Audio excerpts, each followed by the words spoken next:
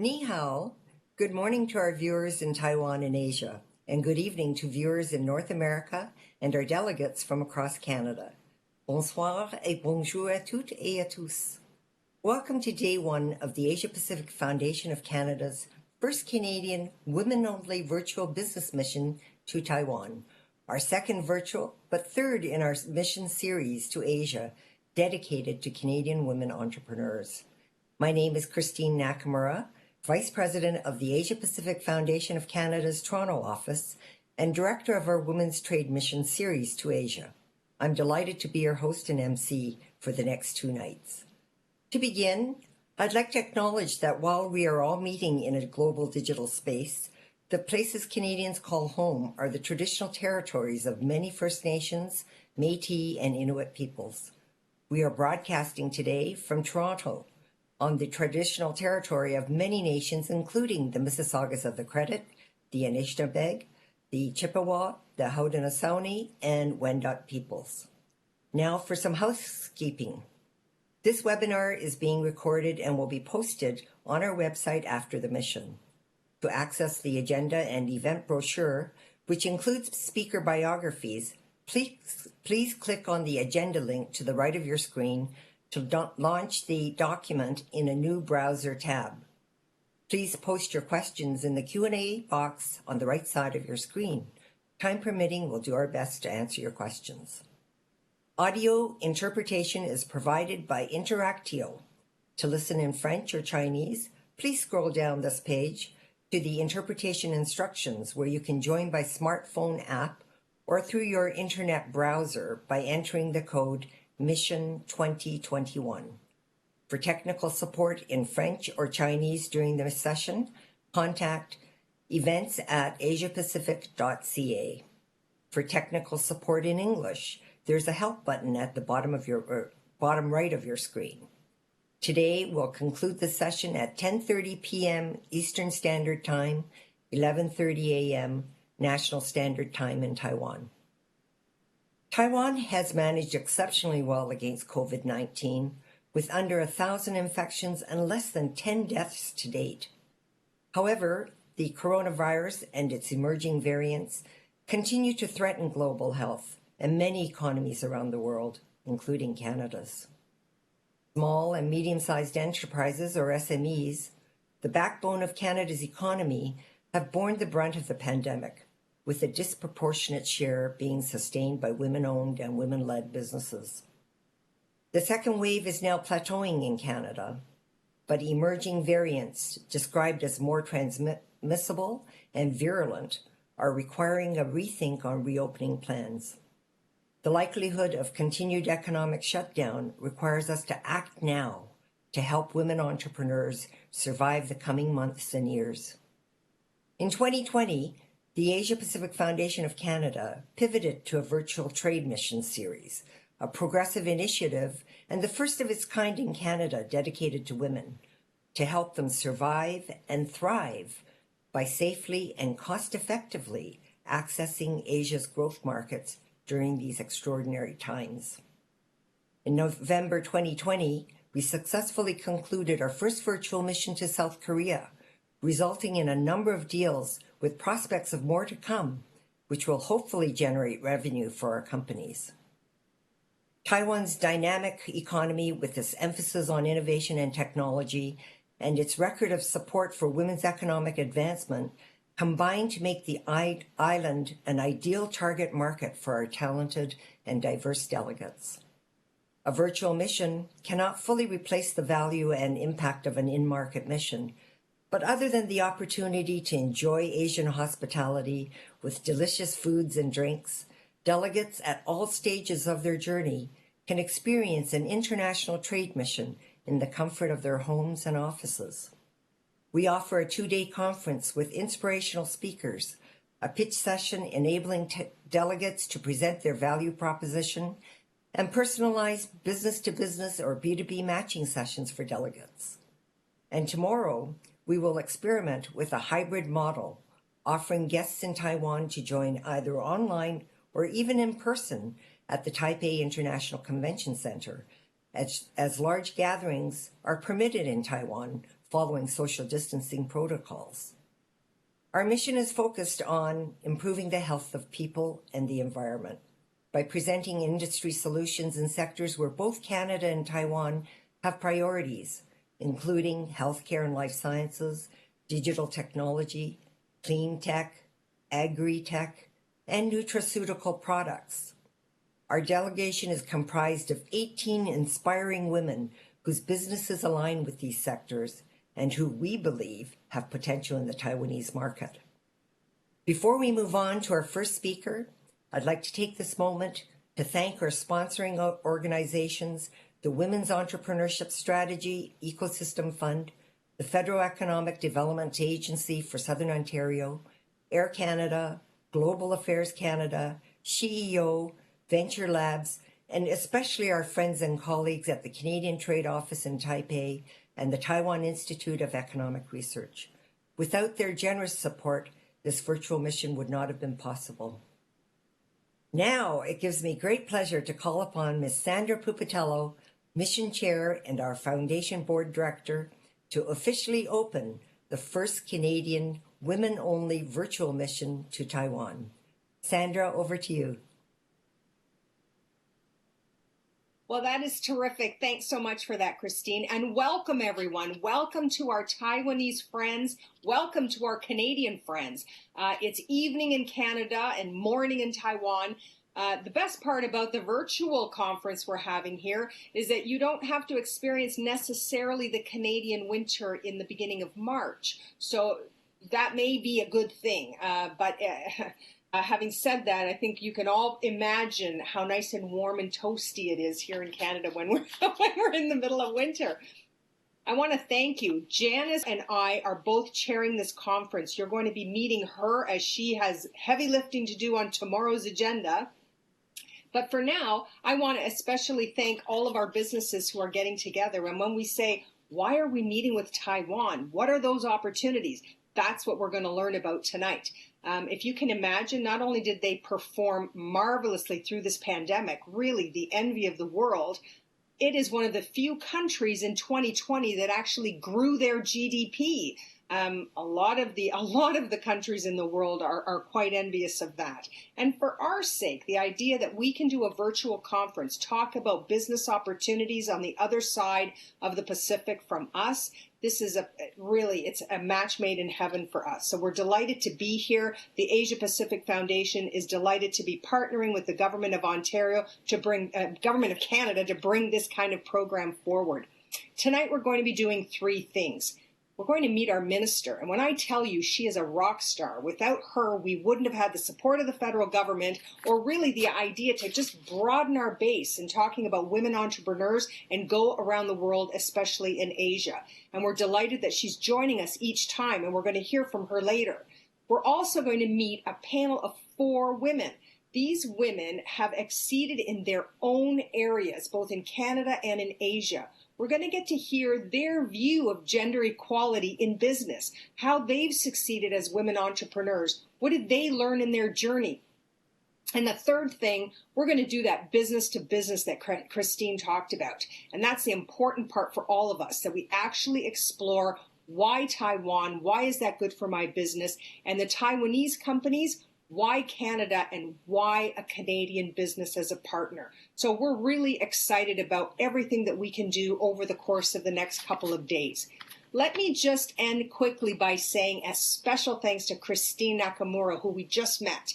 She and her team at the Asia Pacific Foundation have made this session possible. And without them and their hard work over the course of several weeks, we just wouldn't be here today. So thank you, Christine. You've been really a true warrior for us here. And I want to say a special thanks to the federal government.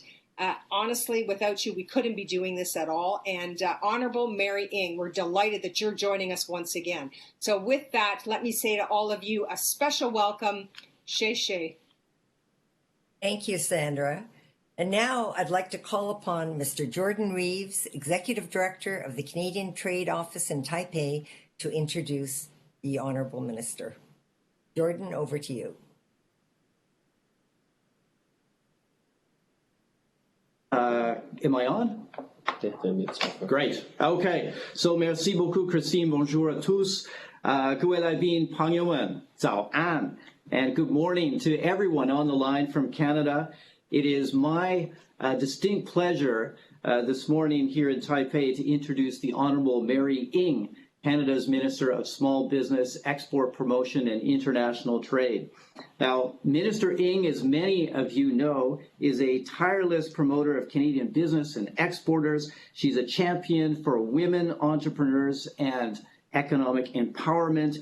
Also, today's mission, led by the Asia Pacific Foundation, is the third women-only mission to Asia that Minister Ng has supported, the previous ones being to Korea late last year and also to Japan in 2019. Minister Ng, I should also say, was also a key figure in the Foundation's roundtables held with women business leaders across Canada, and it was there that we heard loud and clear that women-led businesses in Canada want to deepen their connections with places like Taiwan. As the director of the Canadian Trade Office in Taipei, I would also be remiss if I did not add that Minister Ng is our Commander-in-Chief. We have a very talented group of hardworking trade commissioners here on the ground that are supporting our mission participants this morning, and we'll be working long after this mission is over to make sure that you all make the connections that you need in order to have success doing business here in Taiwan. With that, I would like to pass the floor over to the Honorable Mary Ng. Minister, from all of us here in Taipei, a very warm good morning to you. Well, thank you so much, Jordan. And it is certainly warm in Taipei, while it is, as Sandra said, a little cold over here in Canada. But I think the warmth of everyone participating in this is absolutely terrific. Good evening to everyone from Canada. Bonsoir to le monde. And a very special ni hao to all of our friends who are joining online from Taiwan. Of course, nice and warm and already in the morning. I also want to say hello to my very good friend and colleague, Judy Scrow. Judy Scrow is a member of Parliament for Humber River Black Creek, and I know she is here with us tonight, but she is the chair of the Canada-Taiwan Parliamentary Friendship Group, and I'm thrilled that she gets to join us tonight as well. And before we begin, I want to take a moment to acknowledge that I am speaking to you from the traditional territory of many nations, and where I am, it is the Mississaugas of the Credit, the Anishinaabe, the Haudenosaunee, the Chippewa, and the Wendat peoples. And Jordan, thank you so much for that introduction. And absolutely, I am counting on your continued terrific work, you and the team there in Taipei in the region, to really support our terrific female entrepreneurs. I always say that we have the best team in our trade commissioners, the best team. They are Team Canada all the way, and they're there with the extending hand to help you get into market and to help you navigate into markets all around the world. And of course, today we're talking about Taiwan. And congratulations, of course, to Christine for all the terrific work that you do. I know how tireless it is, all of the heavy lifting, you and your team, so thank you. And Sandra, to you and the board, huge appreciation for the terrific leadership at the Asia Pacific Foundation. And this is the third, and I feel that that every single time we do this, it is historic. These are all women-led trade missions. This is the third of its kind for the Asia Pacific Foundation. And I've had the opportunity to attend them all. And if today is anything like the mission in Japan in 2019 or Korea 2020 together, which saw over 600 participants. So numbers is only one thing, but what these incredible female-led businesses are doing in these markets is really terrific. So I just want to thank everyone who really plays a critical part, because our job really is to help our businesses, our Canadian businesses, be successful. And as others who have spoken earlier have said, the world, is marking the 1-year anniversary of when COVID-19 came onto all of our shores. And it has catapulted us into one of the most difficult periods in modern history. And while we're all still fighting this pandemic, it has become absolutely clear that the tides are indeed turning. Vaccines are rolling out around the world. The future is looking much brighter. And with this comes the need to continue to explore the many ways that we can build back better and create an even more resilient future. For me, there are two critical components in accomplishing this. One, we must build a more inclusive economy that supports women. And the other is that we must help Canadian businesses of all sizes start up here in Canada, scale up, and access new dynamic markets. Today is a perfect example of both of those opportunities coming into reality. And I want to thank again the Asia Pacific Foundation and this virtual trade mission. 18 terrific women-led businesses are going to be able to get on the ground, but you're going to get on the ground virtually in Taiwan, and you're going to explore everything that this dynamic and lucrative market can offer. Quite simply, there are so many reasons for Canadian businesses to look to Taiwan for new opportunities, particularly as we rebuild. Taiwan is Canada's 6th largest merchandise trading partner in Asia and our 15th largest globally. Looking ahead, we want to grow this trade partnership even more by building on the promising momentum that we saw in 2019. Two-way trade in goods and services between Canada and Taiwan grew to over 7.4 billion, and that's a 1.8, so almost a 2% increase last year. So this is terrific. This growth also means that there is room for countless new opportunities for Canadian small business owners to sell their innovative, world-class products, services, ideas to Taiwan's dynamic and growing market. I'll give you a couple of examples. I always love using examples. Look no further than Stantec, a leading Canadian consulting and engineering company that just celebrated 30 years in Taiwan. They employ over 200 people. Stantec Taiwan has a strong reputation as a reliable consultant and technical supplier to major projects in the areas of wastewater, river pollution, and biofuel plant. And we're part of a team to bring about Taiwan's first biofuel plant project in 2019. Our positive trade relationship also means that there's many opportunities for our businesses to collaborate. Here's another example. Take Canada's Generations E, an AI-powered medical imaging technology company. It has successfully partnered with Taiwan's leading teaching hospitals and artificial intelligence biomedical research center to co-develop an AI-based endoscopy and pathology to target tumor and cancer diseases. I can't think of a more worthwhile type of collaboration. And that's just two. And if I had a lot more time to speak, you'd get a list of them. But you know what? Guess what? Jordan's on the ground. He'll tell you what they are. And the Asia Pacific Foundation, they're there sort of working with all businesses. They'll be able to share lots of terrific stories. And I hope that all of you will be able to share your own stories and use these next couple of days to make these great connections. But on top of this great trade relationship, Canada and Taiwan have incredibly strong people-to-people ties, of course, with a large community of Taiwanese Canadians that make Canada that much more diverse and that much more strong. And we've also had each other's backs. Last year, at the height of this crisis, Taiwan generously donated masks to the Canadian Red Cross. This was the type of support that was invaluable for Canadians. It was a pleasure for me to speak to Vice Premier Shen Zhongxin about this donation last May. And we also discussed how important it is to continue to work together to diversify our supply chains. I've also built a very positive and strong relationship with Minister Wan Manhua, who I know is going to be speaking to you by video after me today. So listen, international trade can help businesses succeed, and we've seen so many success stories, even amongst this pandemic. But we also know that not everyone benefits from these opportunities, which brings me to the second part that is crucial to our recovery. Looking ahead, Canada, if you can, listen to these numbers, Canada could add up to $150 billion to our economy by 2026, just simply by advancing women's economic empowerment by providing greater access to their participation in the economy. And then get this number. Worldwide, this potential can add $12 trillion to the global economy simply by adding women to the economy. Now, that being said, in Canada, only 16% of Canadian small businesses are owned by women, only 16%. And only 11% of that exporting into the world stage. So to me, these aren't just numbers. To me, I see these as absolute opportunities. It's an opportunity to build a more resilient future built on a broader foundation of goods and services which we trade with more diverse supply chains. It's an opportunity to recover from the pandemic even faster and even stronger by supporting half of the population.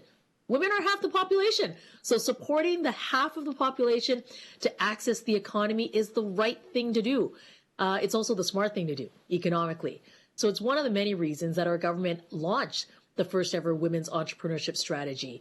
It's a strategy that encompasses this trade mission along with many, many other things that we do. It's a nearly $5 billion investment to really break down barriers to women's economic success. So better financing, access to financing, better networks of support, better expertise, and it also includes funding for women entrepreneurs to explore their international options by attending trade missions just like this one, with the Asia Pacific Foundation being a recipient of our entrepreneurship ecosystem fund. So our government's approach to supporting the success of women in business, while I just described a lot of financial supports and economic supports, it is really taking action in a variety of ways, from income supports for raising children to paid parental leave, to universal childcare, from legislating pay equity to making inclusive investments to make sure that women-owned businesses succeed. So to me, these are more than just social policies. These are important economic policies by our government, and I know they're going to be critical to our recovery from COVID-19, especially after the disproportionate toll that this pandemic has taken on women. The data shows us that. The women that I speak to, the business owners from across the country, tell me that. So I can't think of a better time to learn about all the supports that are available to women-led businesses than here today. And here's the thing. It's a week ahead of International Women's Day. So remember this next week as we celebrate this terrific, terrific mission. And I hope all of you will get everything you want out of this. And if you don't, then guess what? Jordan and his team will help you. And the Asia Pacific Foundation will help you.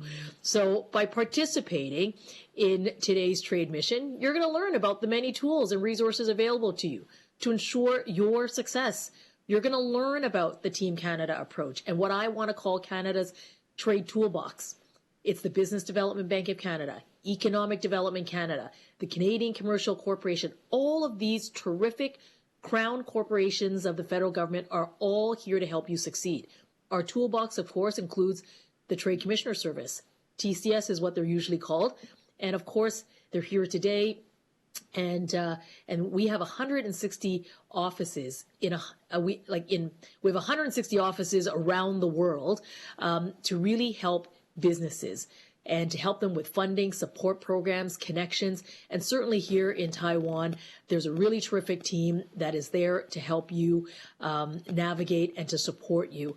And just this past November, our government also announced the revamping of the CanExport SMEs program, which of course the TCS operates. It's a program that gives resilient and innovative small business owners like you grants of up to $75,000 to grow your businesses in international markets. And this funding is particularly vital. And the reason we changed it among COVID-19 is because we wanted to adapt to make sure that businesses can expand their digital and their e-commerce presence, participate in virtual trade missions like the one today, get some assistance for those knowledge economy type businesses where you rely on patents and IPs. So the funding, we've pivoted just like you have, just like your businesses have. So I encourage you all to explore Canada's Trade Toolbox. Contact any of the one organizations that I've talked about. We all talk about a no wrong door approach because we want you to go through whichever door, and each door, no matter what the door is, will guide you to whatever resource that's going to best support your success. So to the incredible women who are with us today, from some of Canada's most innovative sectors. And this bears repeating. We've got terrific entrepreneurs here from biotech, agritech, smart cities to advanced manufacturing, from clean tech to digital health technologies. Thank you so much for choosing to explore the future of trade and for helping us build back better. And I can't wait to hear about your successes and the incredible contributions and collaborations that will come from this mission. And until I hear back from you again when the mission is done, thank you so much. Merci beaucoup. 谢谢. Thank you very much, Minister Ng, for your encouraging words and advice to women entrepreneurs that will undoubtedly inspire them to work even harder to grow their businesses. I know that SMEs across Canada that are listening today are thankful for your continued leadership and unwavering commitment to helping entrepreneurs survive and thrive during these unprecedented times. So now we are privileged to have a special video message from the Honorable Wang Mengwei Hua, Taiwan's Minister of Economic Affairs. So please enjoy the video. Good evening and good morning to friends join us across the Pacific Ocean. Firstly, I would like to express my warmest greetings to the Canadian Women-Only Virtual Business Mission to Taiwan and express my gratitude to the APFC for organizing today's event. This event provides an opportunity for Taiwanese and Canadian female leaders to interact and exchange views on unleashing women's potential in business. The COVID-19 pandemic has seriously impacted the global economy. However, if we look at the examples of female-led nations such as New Zealand, Norway, Denmark, Iceland, and Taiwan, these countries have performed better against COVID-19. From my personal observation, female leaders tend to show great empathy for others and are usually good at negotiations and communications. Female leaders also display strong execution and management skills. These gender characteristics conduce to promoting interministerial cooperation and persuading people to jointly combat the pandemic.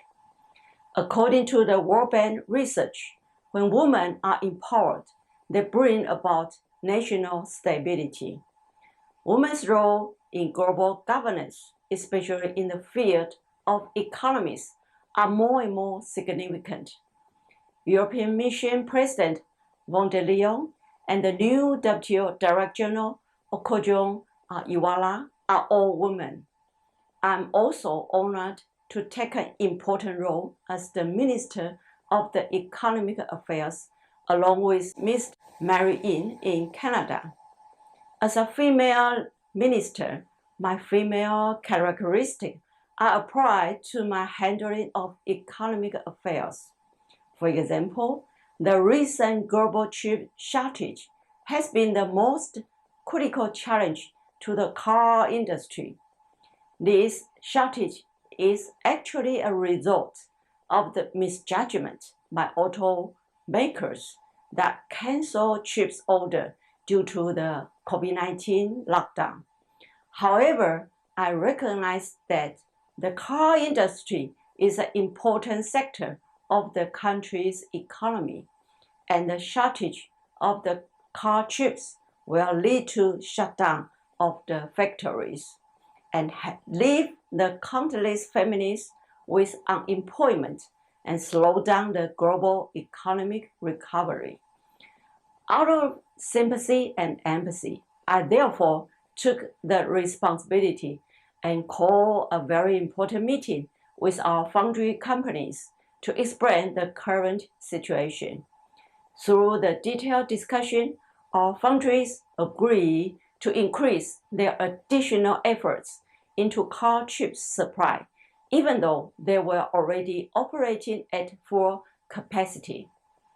Turning to another perspective, women-led business in Taiwan are known for their entrepreneurships and have received global attention. As the head of the Taiwan delegation in APEC Women and Economic Forum 2020, I fully support the women economic empowerment initiatives. For example, the Women-Led Startup Accelerator Initiative was launched in 2020 to assist them in obtaining funds and expanding the global market. Meanwhile, we also integrate related resources from Facebook and Google to help them to scale up their business through technology. Taking this opportunity, I would like to thank Ms. Christine Nakamura for your support and participation in 2020 APEC Women Lead Startup Accelerator Forum. Taiwan is willing to cooperate with Canada to encourage health living and health environment. We will continue to foster women-led startup in Taiwan and set role model to encourage more women to challenge themselves and pursue their dreams. We also look forward to integrating the government, business community, and the technology industry together to empower women economic participation and cultivate more prospects women-run enterprises. To conclude, I would like to wish today's event a great success and all guests and participants a most rewarding and enjoyable experience. Thank you very much. Thank you very much for those kind words. And now I'd like to ask our mission chair, Sandra Pupatello, to take the mic to introduce and moderate today's panel, Meet the Mentors, a panel of global thought leaders. Over to you, Sandra. Thank you. That was wonderful listening to two ministers from two countries, and we have a lot in common. So that was really terrific. And what we're going to learn with these business leaders that we're about to meet is it doesn't seem to matter what country we're from. There are a lot of very common issues that we've all been facing in the private sector, in political life, etc. If you're a woman and you're a woman leader, and that's what we've got on this panel tonight. So I really am excited to introduce these panelists to you. We're going to be talking about their journey to success as women entrepreneurs. What did they face? What were their hurdles? How did they overcome them? If they had to give themselves really good advice today, what would it be? And I think no matter what continent we're on here, this is going to matter to us.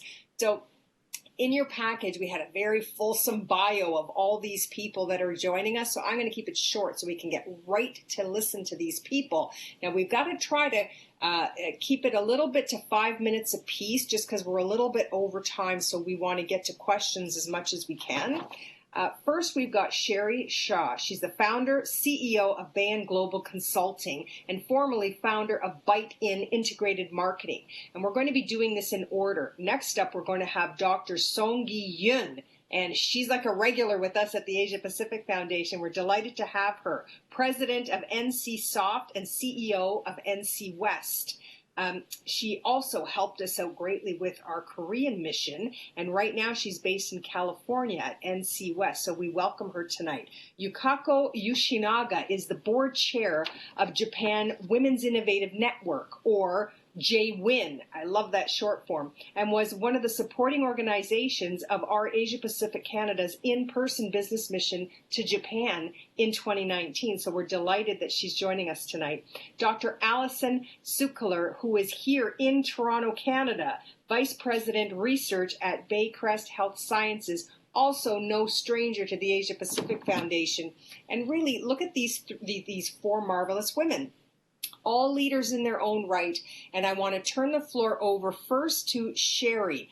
You take the floor and tell us a little bit of your history and what brought you to this mic tonight. Sherry, over to you.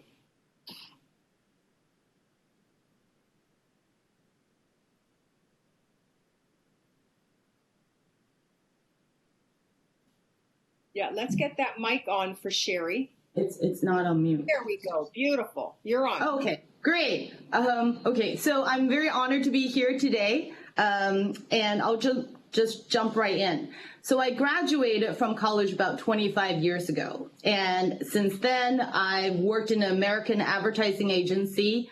I've had 2 short stunts in garment and film industry in Taiwan.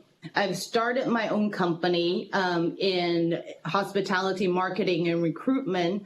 I went into my family business, which is a culinary school in Taiwan, and then I left it last year to start my own consulting firm. So within this time span, I have been a foreign worker, a local employee, a family heir, and an entrepreneur. And I've worked in both Western and Eastern environments.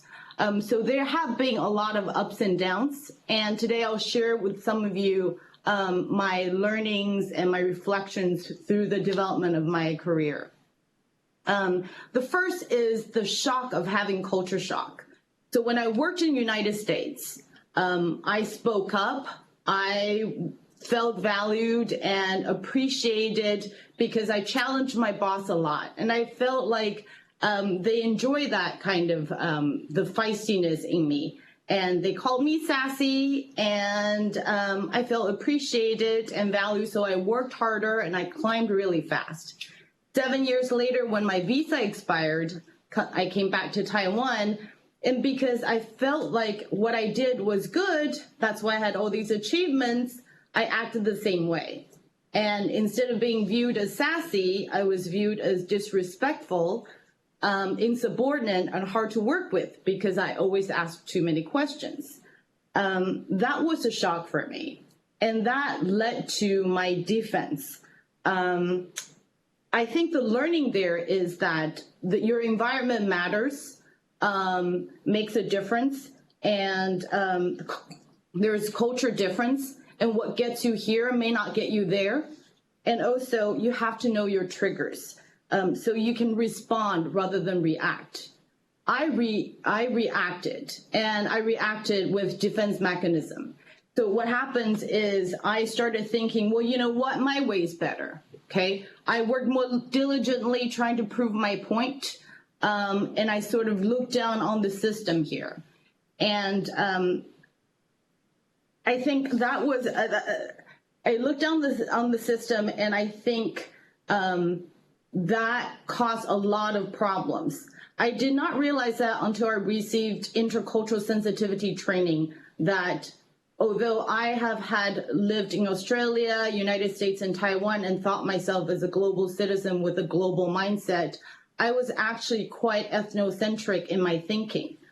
And that led to the problems I had later on in communicating with my employees, particularly.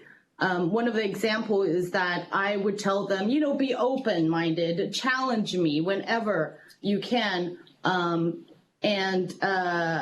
when they didn't speak up, I assumed they all agree with me 100%.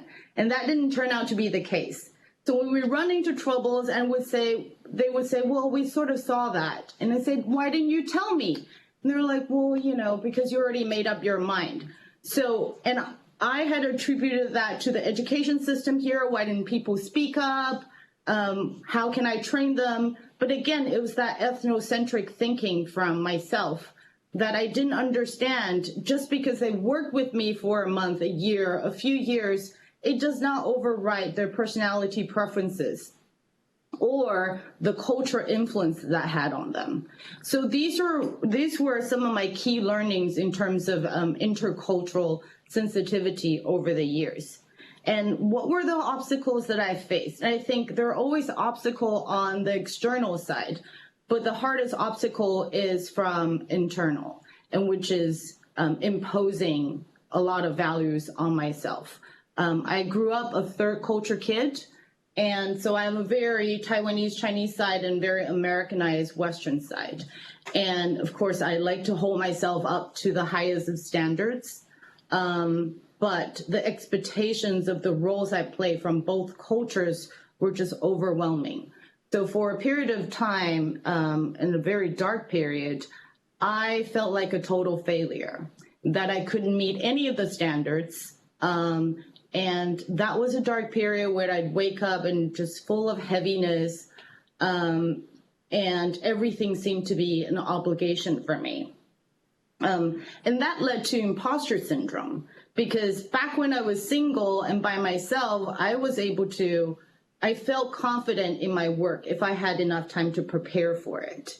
But with the increase of roles and responsibilities, as daughter, mother, wife, entrepreneur, I wasn't having enough time to do that.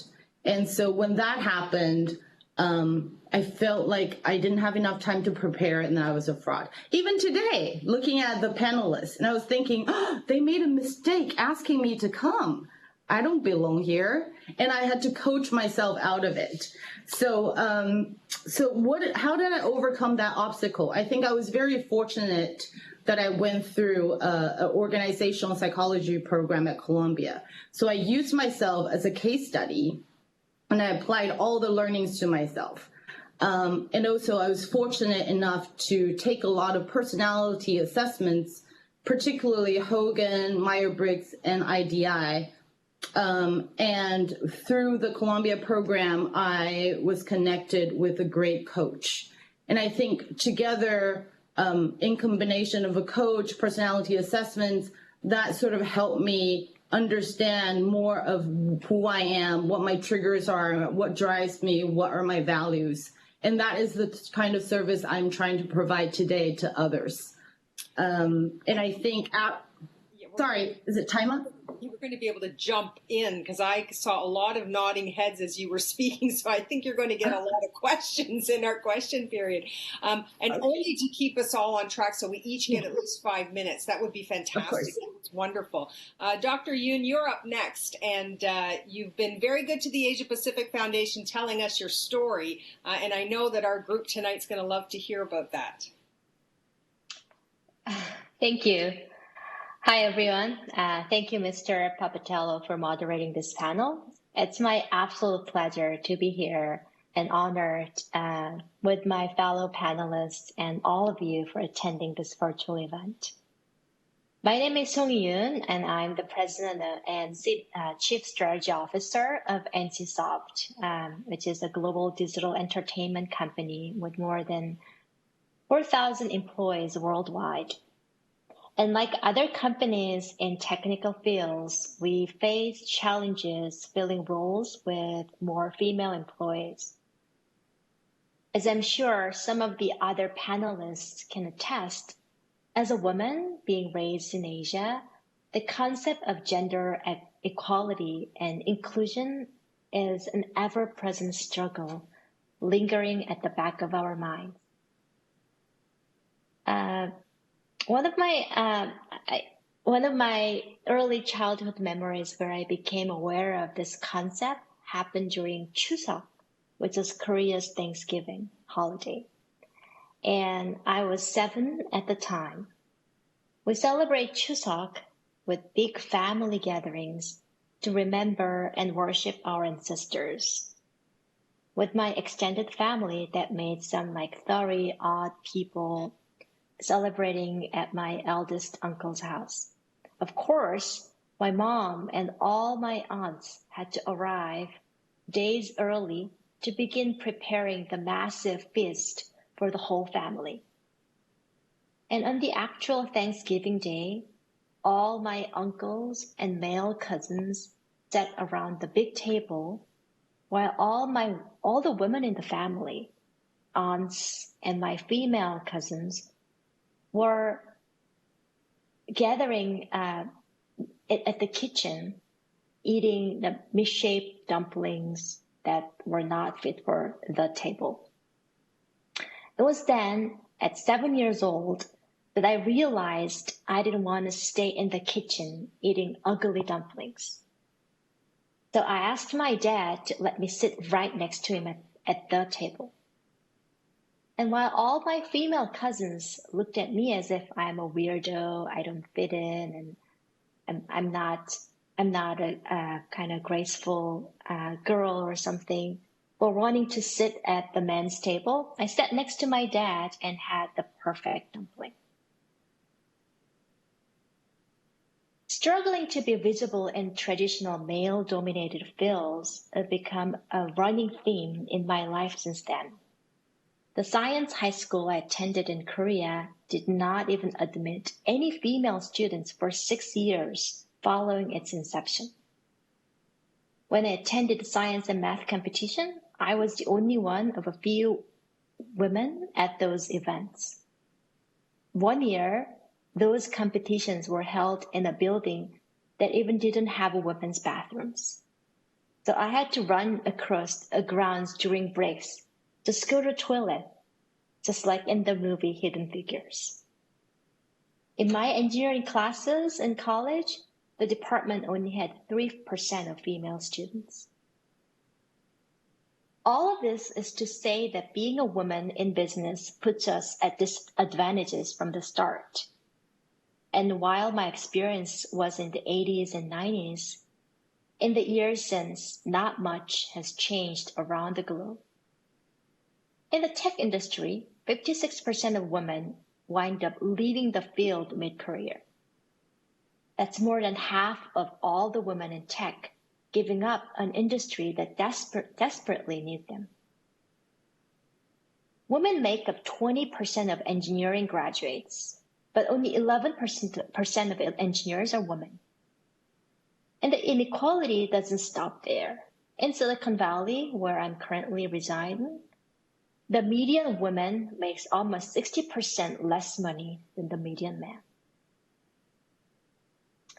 As a leader at NCSoft, we were seeing the same thing happening at our company. Lots of our talented female employees were leaving the workforce right as their careers were starting to take off.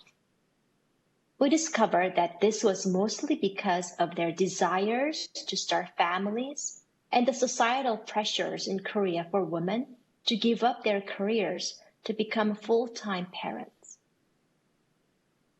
This was something that we could address. We can't directly fix the amount of women entering the workforce in the tech industry, but we can come up with ways to help them stay there. For NCSoft, we did what seemed like an obvious solution. We integrated a daycare center into our offices. It provides all stimuli needed for young developing children and the safety of well-trained early educators and caregivers while being on-site for parents to check in on their children. We also, and this to me was one of the more crucial elements, ensure that daycare is available for longer hours. So many times throughout my education and career, did I see career women jeopardize their advancement because they had to make a daycare pickup by 5 or 6 p.m. As we all know, business doesn't have a hard stop. Networking, global meetings, and many other factors draw our attention beyond 6 p.m. And women shouldn't be penalized in their careers for being forced to decide between one or the other. And our approach worked. And I just published a book detailing our journey in hopes for more employers will consider adopting our approach to provide a better work environment for female employees. By providing this service for the women on our staff, we saw more than 80% of women return from maternity leave at NCSoft. The pressure it takes off new parents is key to them having a good experience with their newborns. And in a country with a declining fertility rate, we found that parents who sent 2 kids to our on-site facilities had an 80% of a probability of having a 3rd child. In our offices in America, we face a different set of challenges, mostly in regards to diversity. We've been working to implement diversity, equality, and inclusiveness training with all our staff. From a simple programmed training seminars with DEI experts to have staff-led seminars to share cultural differences. We had some of our Korean American staff explain Christmas holidays last year. And before that, employees with Scandinavian backgrounds shared their holiday traditions.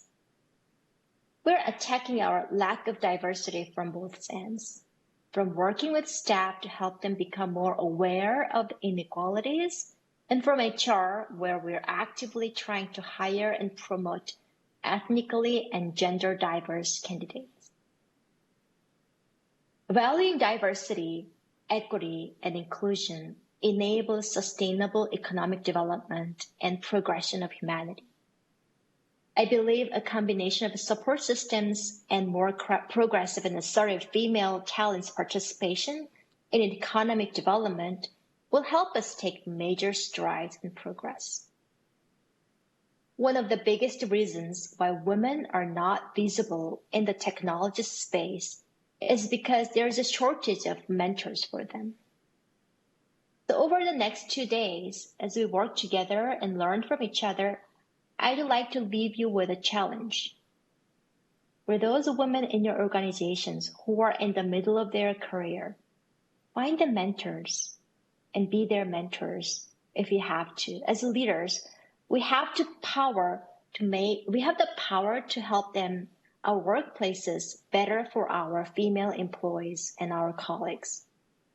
And I think this challenge is something we could all do. Thank you.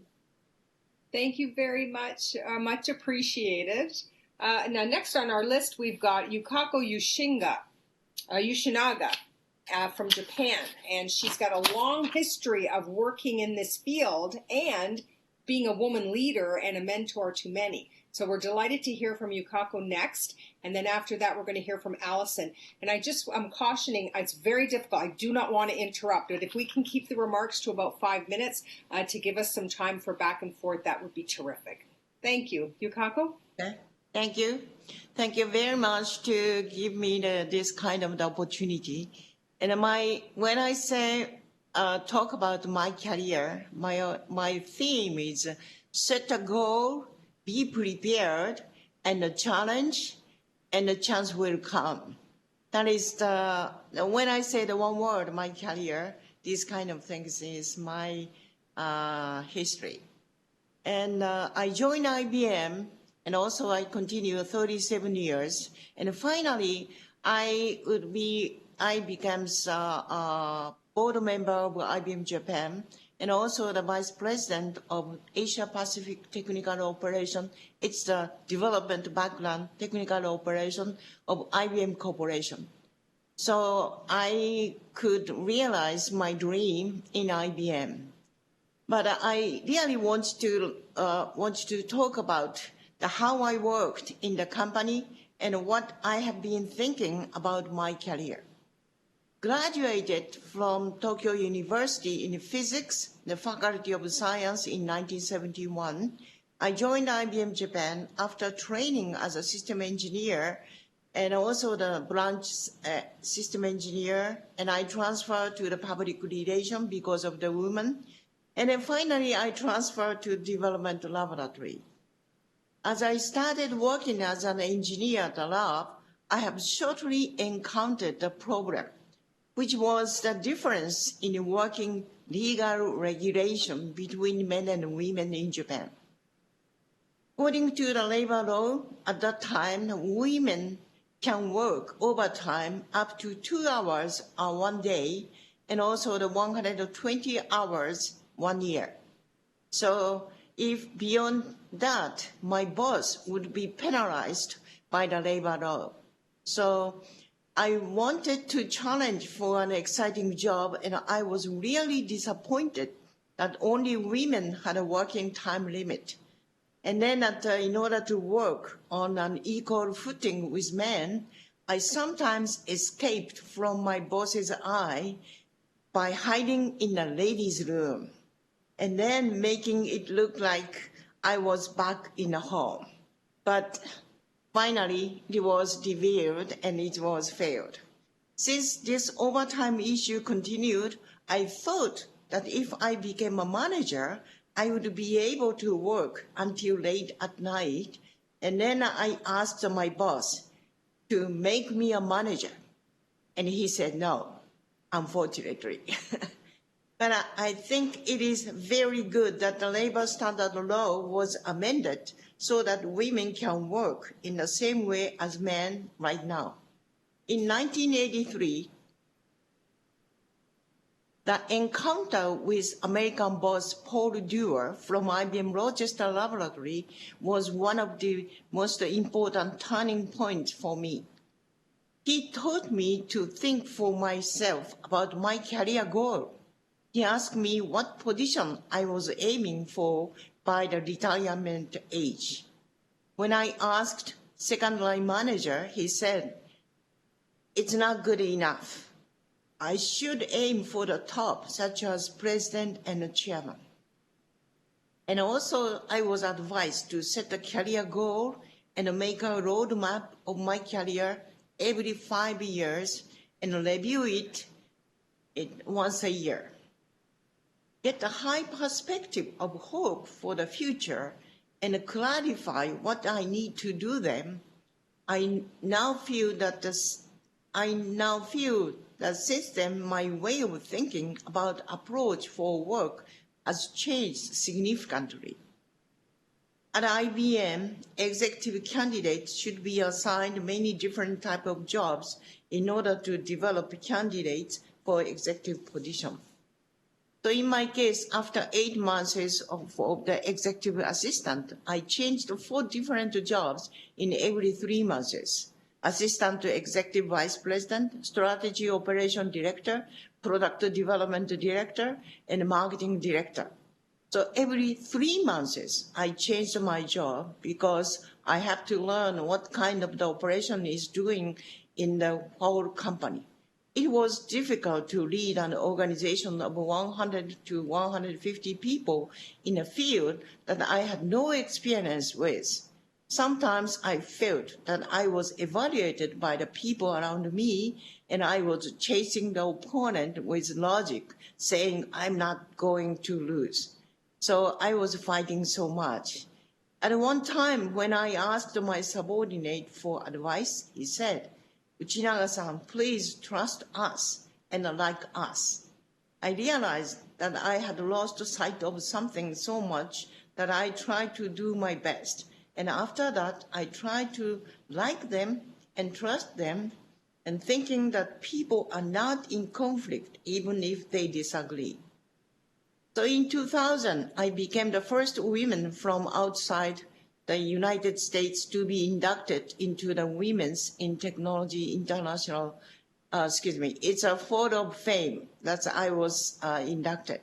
There were some people around me who reacted negatively, but I proudly accepted the award because WITI evaluated my achievement correctly.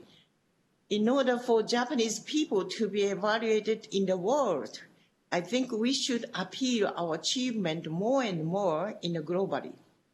I try to keep my work and private life sharp. I love climbing and have climbed up to 76 of the 100 famous mountains in Japan. I think that these experiences also gave me confidence that if I do my best, I will definitely get the result. My theory is that if you decide to ride a horse of the career, I want you to continue riding without getting on or off. To do that, you just have to be positive and maintain your health and strength. Even if you are not accepted willingly, just because you are a woman, you will become to be evaluated if you steadily accumulate achievement and challenged. And when a chance comes to you, please accept it. I was very disappointed to see many women in Japan who refused, even if they had a chance. I would like you to take on the challenge with confidence when you had a chance. It depends on your effort whether you can take advantage of the opportunity. The important thing is to treat people in good faith and set goals for yourself. The accumulation of each one leads to great result. I finally became Vice President and General Manager of APTO in Development, Board of Directors of IBM Japan. But because of the many people's help and also the very strong mind for my careers, in 2006, I started a new nonprofit organization which is focusing diversity and inclusion operations in business firm called JWIN. So I do appreciate in Canada, you accepted our visit to Canada and Toronto very kindly. And almost all members of the JWIN women are so excited to see the great role models in Toronto in Canada. So I like to say thank you very much. I would like to continue these kind of activities by getting your strong support and enthusiasm. Thank you very much. Thank you, Yukako. That was wonderful. I saw heads nodding again. I'm imagining the audience agreeing and having had so many of those similar experiences, even though we're on the other part of the world. That was marvelous. Allison, we're leaving Toronto to close on the panel of 4. All right. So welcome, Allison Sekoler. Thank you. I want to start by saying Ni Mun Hao to everyone.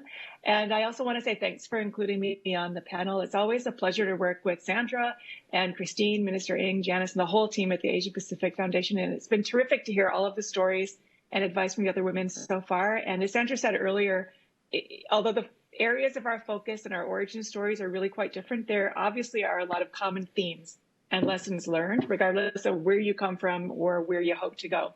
And for me, I think the most important lesson is one that applies equally well in my scientific endeavors as it does in my supporting businesses, as well as in pretty much all of my aspects of life. And that is to be open to the unexpected. If you asked me 30 years ago or even 5 years ago, if I'd be doing what I'm doing today, this definitely was not my plan. In fact, just last week on Twitter, someone asked, if we had the same jobs that we thought we'd have as teenagers, what would we be doing? And I would have either been an astronaut or an ice cream scooper, or possibly an ice cream scooper on the International Space Station. I'm not really sure. But did I think that I would be supporting the development and spread and scale of innovative solutions that help the most vulnerable Canadians live longer and live better? Absolutely not. Did I think that I'd be helping so many women-led companies from Canada build back better after COVID? Absolutely not. Did I think that I'd be filing patents myself for early detection tools for dementia? Absolutely not. This was not my plan. I honestly had no plan, but I was open to the unexpected. And when I say to be open to the unexpected, I don't mean that career development is completely accidental. It's just that you don't always know what's around the corner. But when you turn that corner and you see what's there, you have to be able to recognize what it means and what you should do about it. And that's a lesson that I learned in science, because experiments in my lab, maybe others aren't like this, but experiments in my lab do not always turn out the way that I expect them to.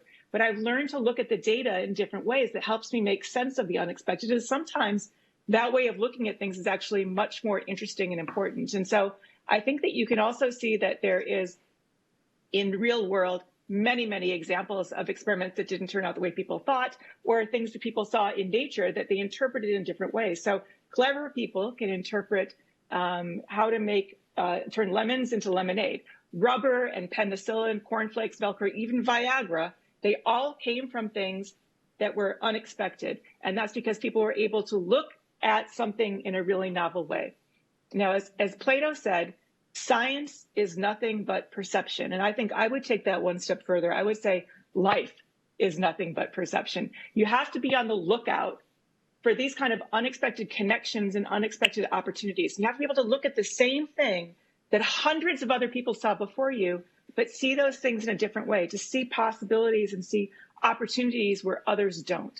But for me, it's not just about seeing the possibilities and seeing the opportunities. You're going to have many more opportunities present themselves to you than you can follow. So when I see an opportunity and I wonder if it's something that I should follow, I always ask myself 3 questions. I ask, is this something I have the skills for? Is this something I'm passionate about? And is this something that will make a positive difference in the world? And opportunities that lead to yeses for all of those are things I'm interested in doing. And what leads to yeses for you are going to be different than what leads to yeses for me, because we all bootstrap on our histories. I am where I am today because of where I was before. And those past experiences shaped my skills, they shaped my passions, and they shaped my belief systems. And I think that one of the greatest advantages I have in my history, my personal history, is that I was exposed to a lot of different ideas and perspectives as a child. And I continue to seek out that breadth of knowledge and that breadth of experience as an adult. So in high school, yes, like some of the other women on the panel, I was on the math team, but I also did journalism and theater. And in university, I double majored in mathematics and psychology, but I did unofficial minors in English and fine arts. And I've lived and worked in many different cities in several different countries, and I've traveled to many more. And all of those experiences really helped me to speak multiple languages. And I don't mean just languages like English and French and German and Mandarin, but languages like science and arts and entrepreneurship and society. And I think that really, for me, the most interesting discoveries in science happen at the intersection of disciplines. And the most interesting opportunities in life also happen at those intersections. So the work that I'm doing right now is at this intersection of business and science and academia and policy. And I cannot think of a more exciting place to be right now. Being able to speak the different languages of those areas makes it easier to connect the areas, and then it makes it easier to see all the possibilities for what could be. And I really believe that the best way to learn those languages is through total immersion. So when I was about 30, I spent 2 months at a German language school in a tiny, tiny town called Schwäbisch Hall. I went in never having spoken German out loud, and I came out nearly fluent. And I never could have done that by reading about German language in a book. I had to live it. And if you want to learn new skills or fields, you have to live those too. I think that I'm reminded of an architect friend who wanted to design better long-term care facilities. So she actually checked herself into one. And she lived in that world in a wheelchair for several weeks. And it gave her incredible insight into what did and didn't work. And she connected with residents and care workers and families in ways that she couldn't have if she just studied that system from afar. And it helps her create some incredibly innovative residential facilities. But even if you do all of those things, if you stay open to the unexpected, you see the world in novel ways, you immerse yourself in the world, you learn different languages, you create lasting bonds and networks, all the things that we've heard about. Even if you do all of those things, you will not always succeed. And that's okay, because we learn from our failed experiments. And I think that I actually learn sometimes more from those than I do from my successes. And as women in business, you will not live your lives and develop your careers without obstacles. I've faced many myself. I've experienced stereotypes associated with being a woman in science and a woman in leadership. My leadership style is collaborative, and I tend to make decisions based on evidence, not dogma. And what that means is that if someone shows me a better way to do something, I will change my mind. And those sorts of traits, especially in women, can be perceived as weakness. And the best way to overcome those kinds of obstacles are really just to be resilient and to persevere, learn from your failures, know which battles are worth fighting and where to ignore them. And most critically, believe in yourself and stay true to yourself and your vision. Sherry spoke earlier about imposter syndrome, and we've all been there.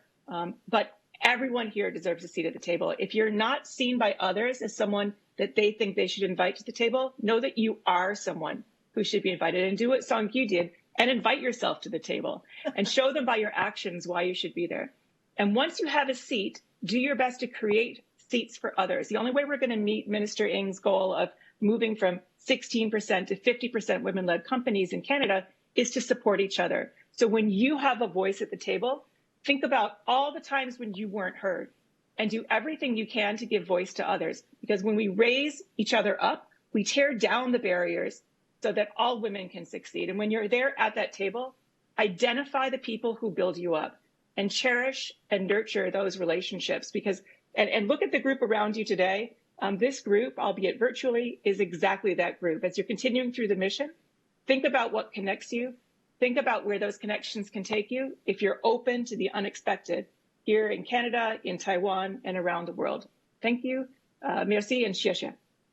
Allison, that's terrific, and a perfect segue to a couple of group questions. It's all the time we have, so I hope our audience will like these questions. There were a couple of similarities amongst all of our panelists. One, everybody's curious, and I think the people who are listening in are going to recognize themselves as well as being that curious type, which I think is a necessity, and certainly amongst all of us. I don't know how many on the panel have climbed 77 mountains, and I'm afraid to say that that might be a condition of success because I'm not sure that I can do that. Yukako, you managed all of those mountain climbing. Yeah. But what's interesting is all of you mentioned something that was outside of your work that obviously made you who you are as well. You know, Dr. Soon, when you talked about that link to your family and the celebrations, how impactful your own ethnicity is to you and family history. Sherry, same thing when you're going back home now and seeing the impact of culture on your work. If the four of you can give us a couple of sentences each, what is that one thing outside of your work that had the most influence in a positive way on your career? Sherry, let's start with you. We'll do it in the same order again. And turn on your mics as well, all of you. Okay, outside of my work, I think what has impacted me the most is understanding the importance of getting to know myself. And I think Allison spoke about that, being true to self. I think we are a lot of times buried under the shoulds or driven by revenge productivity, trying to prove ourselves to others, and being caught up in that. Sometimes we do lose ourselves. So I think the thing that helped me learn is to meditate, journal, and maybe get a coach, someone to put me back into perspective to help me stay aligned to my true self. And one of the other things I did want to share is do something fun that has no benefits, nobody has any expectations of. For me, that was pole dancing. I mean, I did it just because no one expected anything of me, and that was pure joy. So that's the last thing I thought you were going to say. Yeah. Well, see, wanted to surprise you there. But do something that's just for yourself and just for the pure joy of it. And I think that would be my lesson. That's fantastic. Sungi, what do you think? Well, I mean, I cannot agree more with what all of you have just said. I think it was very important to remain flexible and resilient and ready to embrace unexpected. So I still remember that when I was invited to a professor at a college, who was my friend, and he invited me to his classroom to talk about what they have to do to prepare for the better future. And I said, I had no plan when I was at your age. I just kind of followed my curiosity, and I just did whatever I wanted to do, and just kind of be ready to be flexible and embrace the opportunity that's being presented in front of you. So, and then he didn't really like it because he wanted to give them some lessons that have to have a kind of long-term plan and prepare for it. But so he kind of cut me off very short, but that I was speaking from my heart. And I think that's very important. And I think that's what everyone also shared in their stories. I think everybody said in their own way, be open to the opportunity that's going to cross your door. Right. I think Yukako, you said prepare for when it comes. You don't know when it will. Yukako, what did you have to add in terms of what did you do outside of work that you knew? I think the mountain climbing was a very disciplined action, let me tell you. I don't know if you could think of a better one. Were there other things that you did that were very helpful to you? Yeah, so of course, it's kind of things is very important. And not only climb the mountain, and also the gardening. These are my major hobby right now. But in addition, I try to keep the connection with the outside people as much as possible. Because in case of the women, we are dedicatedly focusing on the job and work. And sometimes we miss the opportunity to open up our mind or the way of thinking or the new career or new experiences.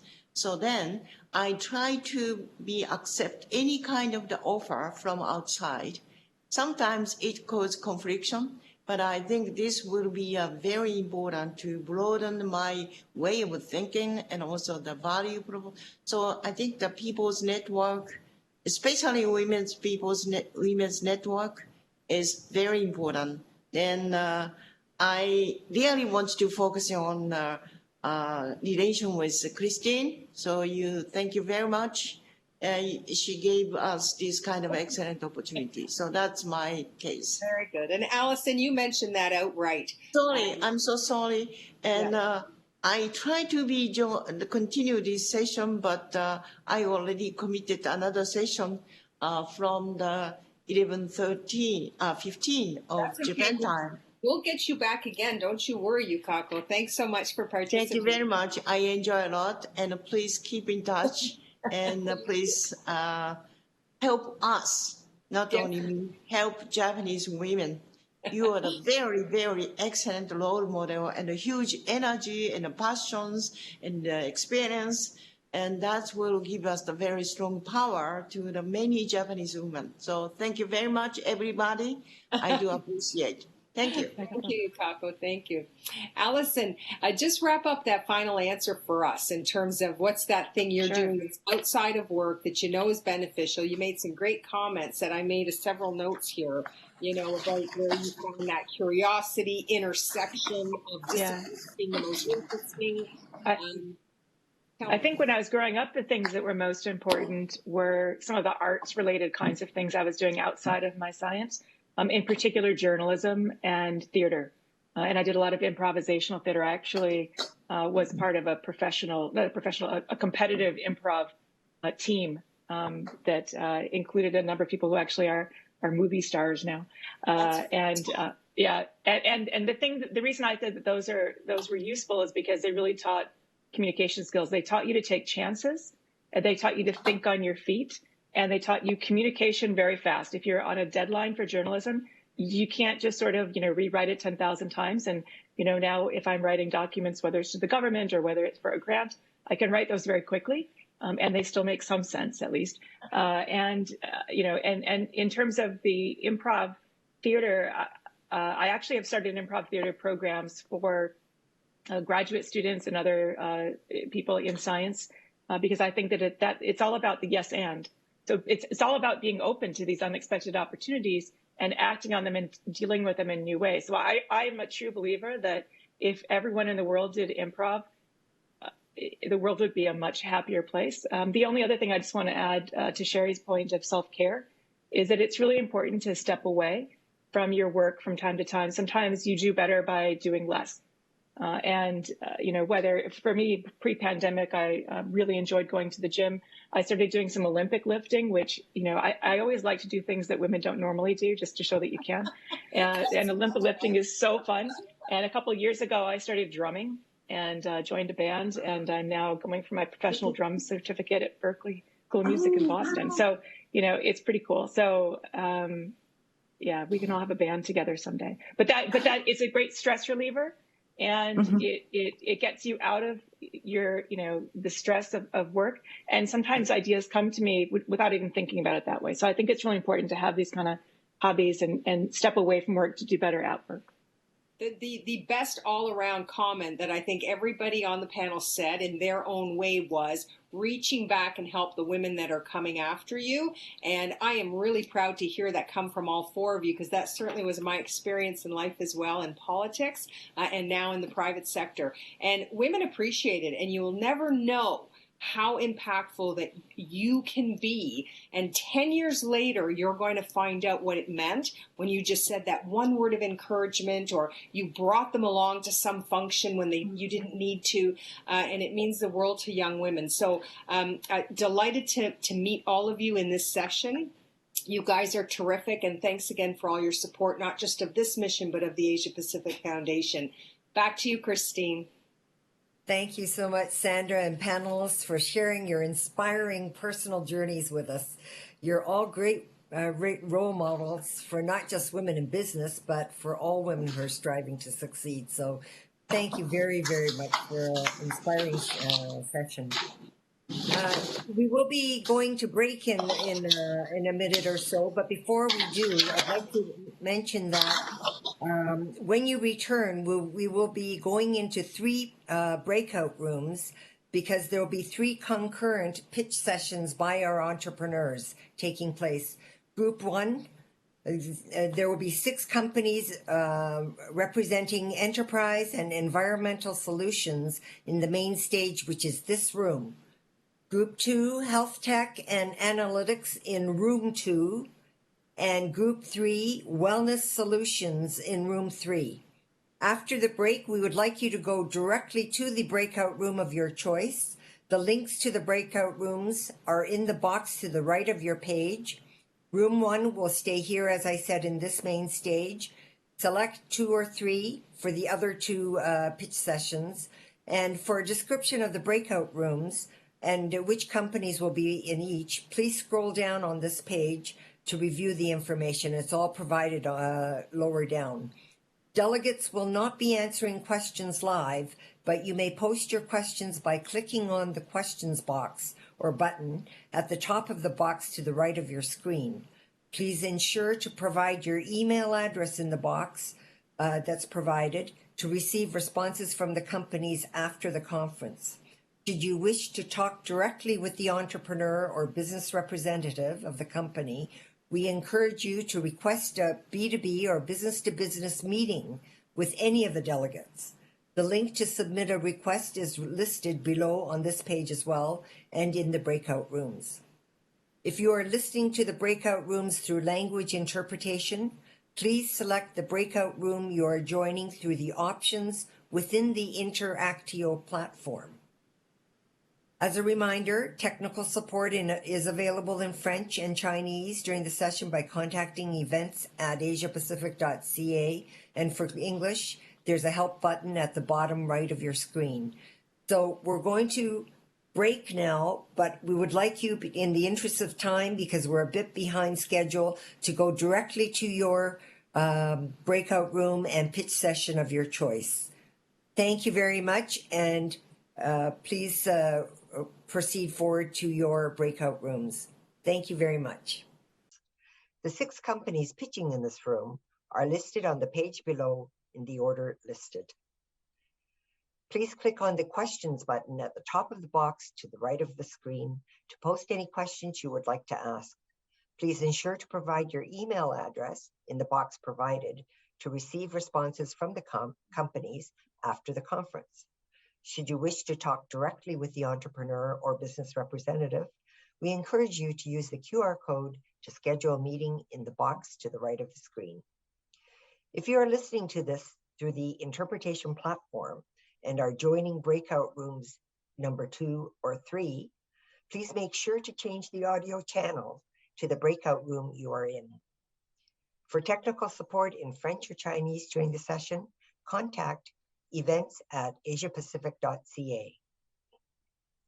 For technical support in English, there is a help button at the bottom right of the screen. Thank you for your attention again. Should you wish to schedule a meeting with any of the companies in this group, please submit your request using the QR code in the box to the right of the screen, and we will ensure that an appointment is scheduled for you in the next few weeks. Again, thank you for attending our company showcase. Hello, my name is Myrna, and I am the CEO and co-founder of Run With It Synthetics. Really pleased to be a part of this Asia Pacific Women's Mission and looking forward to meeting you all someday soon. What follows is an introduction to my company produced by my company. I hope you enjoy it. Thank you. Hi, my name is Myrna, and I am the CEO and co-founder of Run With It Synthetics, a company I started in 2014 with Dean Bittner to address system complexity and risk. Run With It is our 3rd tech venture together, and building on our experience and background in artificial intelligence, we assembled the best of everything, including the talented and energetic team with expertise in civil, mechanical, electrical, and environmental engineering, data science, software, human behavior, mathematicians, business development, 3D design, and motion graphics. We are a certified Aboriginal business, women-led, and passionate about bringing diversity, inclusion, and accessibility to everything we design. At Run With It Synthetics, cities, utilities, urban, emergency and mobility planners, clean tech companies, and specialized consultants look to solve strategic complex challenges in our synthetics platform of interconnected models, bespoke models, even entire future labs we call single synthetic environments. Reimagining energy, mobility, and resilience driven by disruptive changes and goals in sustainability, climate, and economics will require a new approach to designing and deploying various combinations of solutions that meet specific locational needs and objectives. A single synthetic environment is a complete, geospatially accurate living platform composed of sophisticated interconnected models that include communities, their lives and livelihoods, their energy choices, motivations, barriers, existing and new energy technology, grid ties, relationships and economics, climate, housing, critical services and infrastructure including mobility, along with risk and readiness considerations, energy security, resilience impacts, and sustainability outcomes. Run with its single synthetic environment furnishes a platform for hyper-localized modeling that enables rapid and repeat quantified exploration of all aspects of your future landscape, your own future lab. Two examples of Run with its application of single synthetic environments follow. The first is an example of the platform's application in mobility for the Toyota Mobility Foundation's City Architecture of Tomorrow Challenge in Kuala Lumpur. The second example is an application of Run with its platform in energy modeling for decarbonization, readiness, and resilience with Electric Power Research Institute and AF Works, the innovation group of the U.S. Air Force. Welcome to Synthetic Kuala Lumpur, a single synthetic environment or future lab of your city and citizens produced by Run with It Synthetics. Synthetic KL encompasses all aspects of your mobility landscape today and in the future, a complete synthetic population that includes your citizens, their lives and livelihoods, their mobility choices, motivations, barriers, and opportunities, your public transportation infrastructure, along with economic impacts and sustainability outcomes. For the City Architecture of Tomorrow Challenge, Run with It chose a sample area to study that included 39,562 people in the Mid-Valley region. With the KL 2040 plan as a guideline, Run with It explored policy and infrastructure changes around train system security and accessibility and calculated the impacts. To arrive here, the foundation of our synthetic environments begin with people in your city. Run with It uses publicly available data sources from municipal studies, census, and research to synthesize an accurate population and households, including all of their relevant aspects of mobility patterns, access, and choice. This hyper-localized, reactive, responsive synthetic population then enables us to inflect traditional ridership programs such as fare increases and service enhancements, as well as even more subtle ranges of psychosocial behavior, such as reactions to roadway congestion, environmental motivations, even weather dependencies.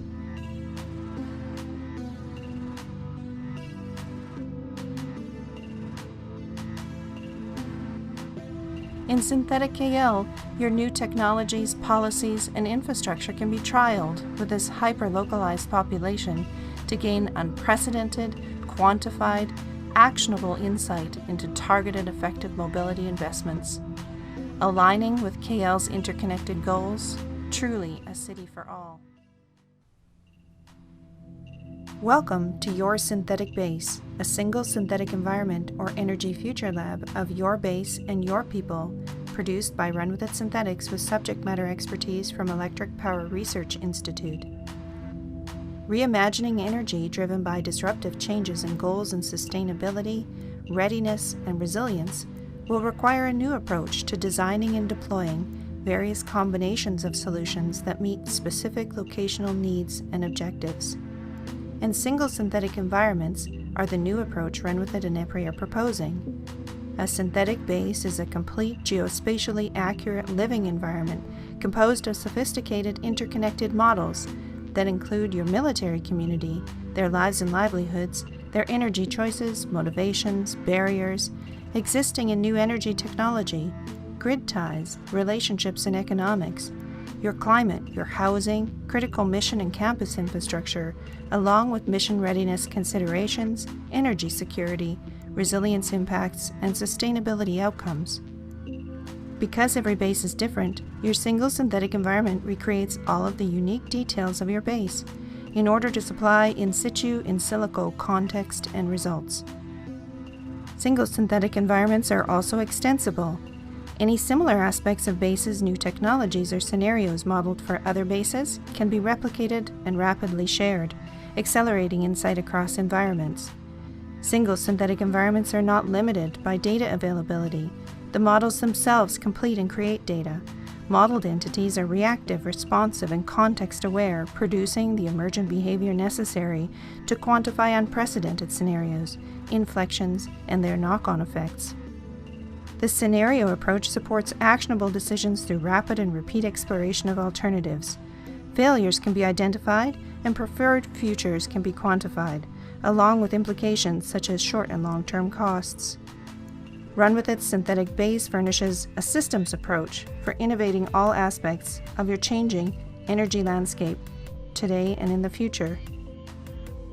For the AF Works Challenge, the EPRI and Run With It partnership brings together EPRI's deep expertise shaping the future of electricity for its members that include 90% of all electricity generated and delivered in the United States, with Run With It's mature single synthetic environment platform and modeling methodology.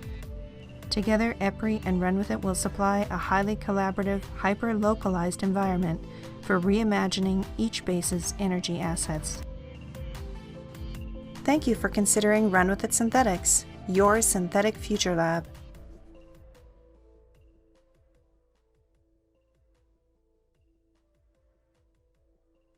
My name is Audrey Mascarenhas, and I'm President and CEO of Questor Technology. Questor focuses on providing solutions to create value from waste. We do it through our combustion equipment to reduce emissions. We do it through our waste heat to power conversion to improve efficiency. And with data, we can help our clients demonstrate to communities, their shareholders, and the regulator that they are in compliance.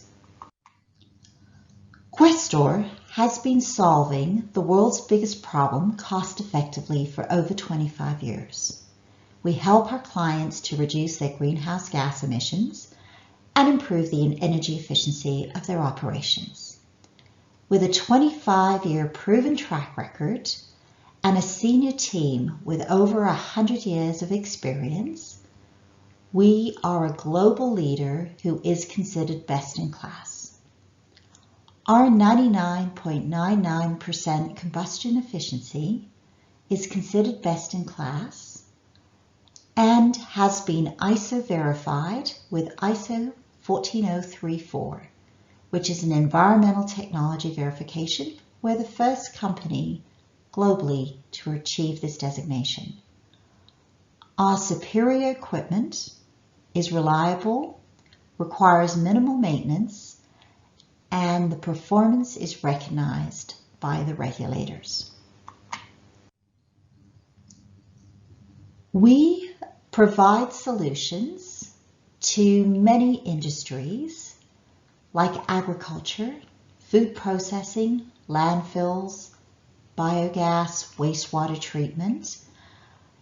We can then take the waste heat we generate and other waste heat from industrial operations and convert that using our organic Rankine cycle technology through our subsidiary ClearPower to generate heat in the range of 50 kilowatts all the way to 1.5 megawatts. And with data monitoring, we can help our clients demonstrate to their various stakeholders that they are in compliance and they have significantly reduced their greenhouse gas emissions.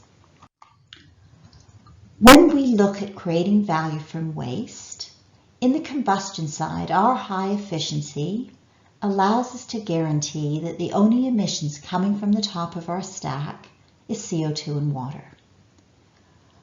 With that waste heat, we can generate power, as I mentioned before, but we can also use that waste heat to treat water. Many people think about water treatment as taking the impurities out of the water. Because we have an abundance of waste heat, we're able to take that heat and remove the water from the impurities so that you only have to handle less than 15% of the total volume. The water that we remove can be condensed and reused or allowed to stay in the ecosystem so that it is a much more sustainable way of dealing with wastewater. If you look at the opportunities and the problems that we're solving for our clients, the first one, of course, is emission reduction, whether it's through regulation or a push from community or commitments companies have made to get to net zero. The second area that we help our clients with is getting community acceptance and supporting them in their ESG initiatives. And you can see from this picture that we have a unit in the middle of a playground in Colorado. The third reason that our clients look to us is to help them reduce costs and to provide a safe way to deal with waste gas. And what you're seeing there is 3 large units at a rail car loading facility. And then finally, one of the key opportunities to help us reduce emissions is to improve our energy efficiency. So we can take a multitude of heat sources that are currently wasted and convert them to power so that the site can be self-sufficient, eliminate diesel power generation if it's not near the grid, or stop pulling power off the grid to generate their own energy. I mentioned before that we had received ISO certification, and what you can see on this slide is a selection of tests that were done by one of our clients, which shows that we have 100% efficiency. We're best practices for some large companies who require their staff to use our equipment when dealing with emissions. So for example, Dominion has us in their D-High spec because for their field guys, this was the first time they had a unit that worked so well that you press the button to start it, and that was the last time you had to touch it. This is a quick example for our client Dominion. What we've done there is integrated our technology with theirs to reduce the footprint, significantly reduce costs, improve safety, but most importantly, guarantees 0 harmful emissions. Sometimes we're involved in providing a solution for the entire site to make sure that there's no flaring or venting or harmful pollutants on site. And it would cover off emergencies, maintenance, and day-to-day. And so here you see one of our large units, and we've helped our client here get to a 0 emission site. Finally, we also have equipment that we have made portable with a patented hydraulic trailer, which allows us to easily move these units and set them up in less than 10 minutes. The trailer can then detach from the unit, leave, and when we're ready to move this unit, the trailer can come back and reattach it. We've reduced crane and picker costs and of course improved safety at site. In the energy efficiency space, we have technology that allows us to generate power from a multitude of waste heat sources. So the waste heat can come from our combustion equipment.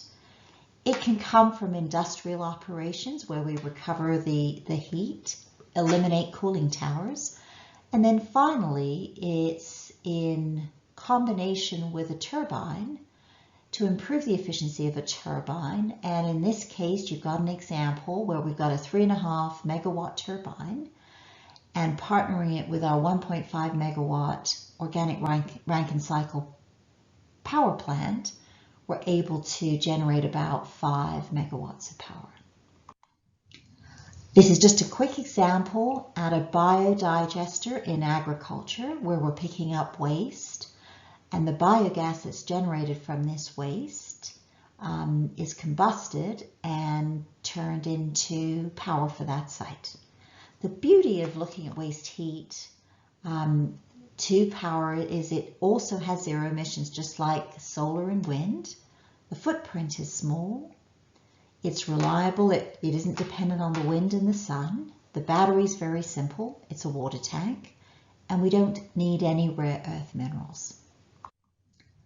Finally, as I mentioned, data gives us transparency, and it allows our clients to monetize the carbon offsets they generate for trading. And there is a very strong carbon trading market, but in addition, it allows them to guarantee to their clients that they are providing the lowest carbon molecule, in other words, the cleanest energy possible, because they've dealt with emissions by using technology.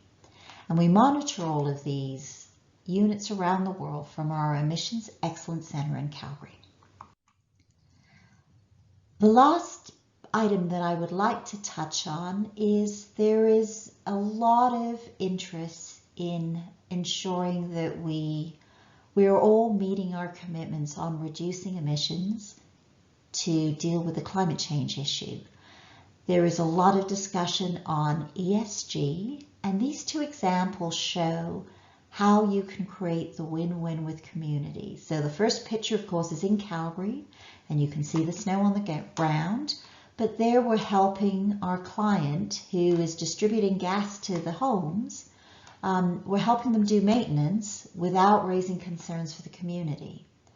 The letter to the left-hand side is a thank you letter from the community. And I must say, it isn't often that communities write thank you letters, but by deploying technology and dealing with their concerns, it creates an opportunity to do that.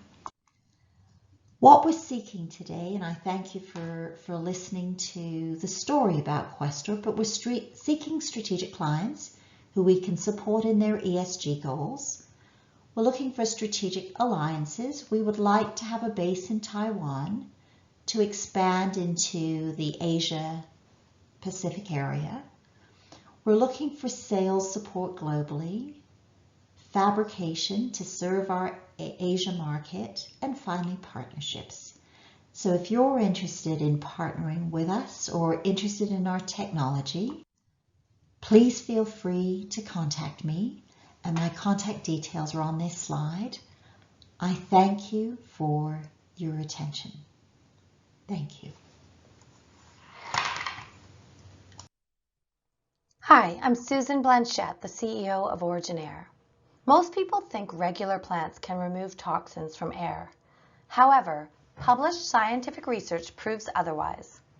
At Origin, we have a 10-year global exclusive license to patent-pending genetically enhanced plants, which we combine with cutting-edge aeroponics and UVC light sterilization to remove airborne toxins, using nature as our secret ingredient. Did you know that humans consume 18,000 liters of air per day and spend 90% of their time indoors? According to the World Health Organization, over 80% of indoor air does not meet requisite standards. This year, invisible airborne threats have shut our world down and forced us apart at a time when we most want to be together. COVID-19 has shown us that invisible threats can be among the most deadly. How safe is the air that you breathe? In Q4 of 2020, KPMG surveyed 70,000 customers in 12 global markets to determine COVID's lasting impact on consumer behavior. Here is what they found. Personal safety is second only to value of money as a basic need for today's consumers. Businesses must convert health and safety activities into marketing and branding opportunities to meet consumer standards and drive purchasing decisions. Origin Air has produced a fully automated living air purification solution. Our digital billboard displays health and safety data to the world in real time. I am pleased to introduce our smart living air purifier, the Sentinel, featuring genetically enhanced plants and an automated aeroponic grow system and UVC light sterilization. Let me explain how the Sentinel works. First, air is passed through a typical HEPA filter that can only remove large airborne particles. It then enters our biofilter, where the enhanced plants get to work, removing microscopic volatile organic compounds. Then it passes through the UVC light sterilization chamber, which denatures corona and other airborne viruses in a 4-second pass through our system. Finally, the air is pushed back out into the building. Tests show a clean air delivery rate of 1,000 cubic feet in 20 minutes. Doctors at the University of Washington developed the enhanced plants over 15 years, and in December 2018, the results of their experiments were published in the journal Environmental Science and Technology. As you can see, the enhanced plants removed 82% of benzene and 100% of chloroform, where the regular plants removed nothing. This is our secret sauce, and OriginAir holds a 10-year global exclusive distribution rights for these enhanced plants. We also onboarded UVC light sterilization, which deactivates airborne genetic material necessary for viruses and bacteria to reproduce. In a 4-second pass through our system, all airborne corona and other viruses are denatured. All of this is measured and controlled by our Origin Optimized app, which helps visualize air quality data to the user. It alerts them of any air quality issues and feeds data back to the cloud, where it is continuously processed into machine learning models to provide finite control of the unit in order to best optimize its clean air delivery rate. Our target market initially is Canadian airports because they are a highly controlled indoor environment with a priority on health and safety, and there is rapid growth forecasted for 2022 and 2023. We also want to expand to the Southeast Asian market as quickly as possible. We are entering the $11 billion smart air purifier market. Our closest competition is Nava, valued at $46 million, which is a Scandinavian green wall company with proven traction in the B2B market. However, they only use regular plants. Our scalable technology will be leased, ensuring healthy cash flow, optimal performance, and customer satisfaction. We have already developed relationships in Southeast Asia. We want to move there quickly, as 98 out of the top 100 most polluted cities are located in this region. Our business model is hardware as a service. We will deploy fleet leases on 24-month terms. We expect the cost of the Sentinel to drop significantly as we scale and reduce our costs of goods sold. We also will bring in revenue from digital advertising. The rates shown here are from Vancouver International, predicted for the month of August 2021.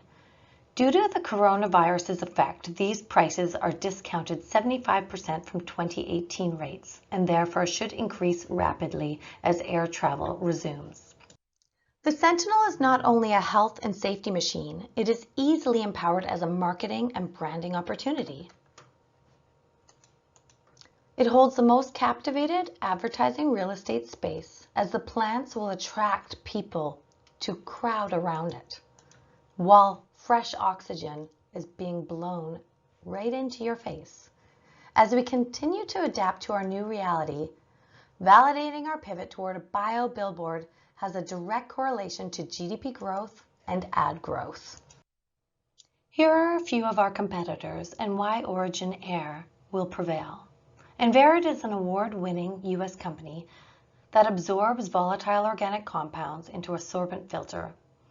They do recirculate clean air throughout the buildings and claim to reduce energy costs by 40%. However, they fail to calculate the energy used to superheat and send the particles right back outside, creating a not in my backyard situation. Nava is a multi-million-dollar freestanding biofilter company out of Scandinavia. They use regular plants though, which we have proven do not clean indoor air. OriginAir combines the best of biology and technology to produce the most effective and sustainable product. Here is our leadership team.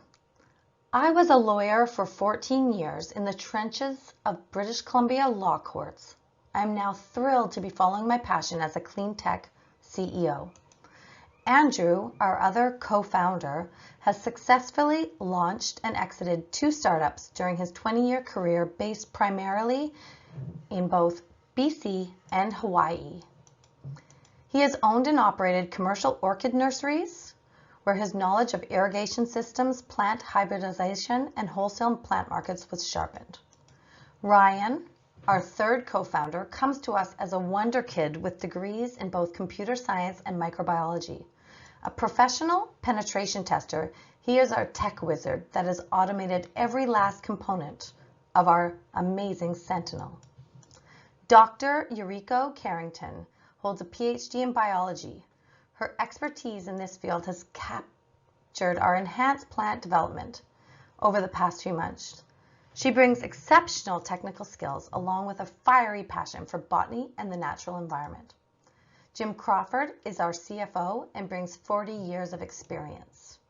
And Jonathan Van Ness is a successful engineer, and he leads our engineering team.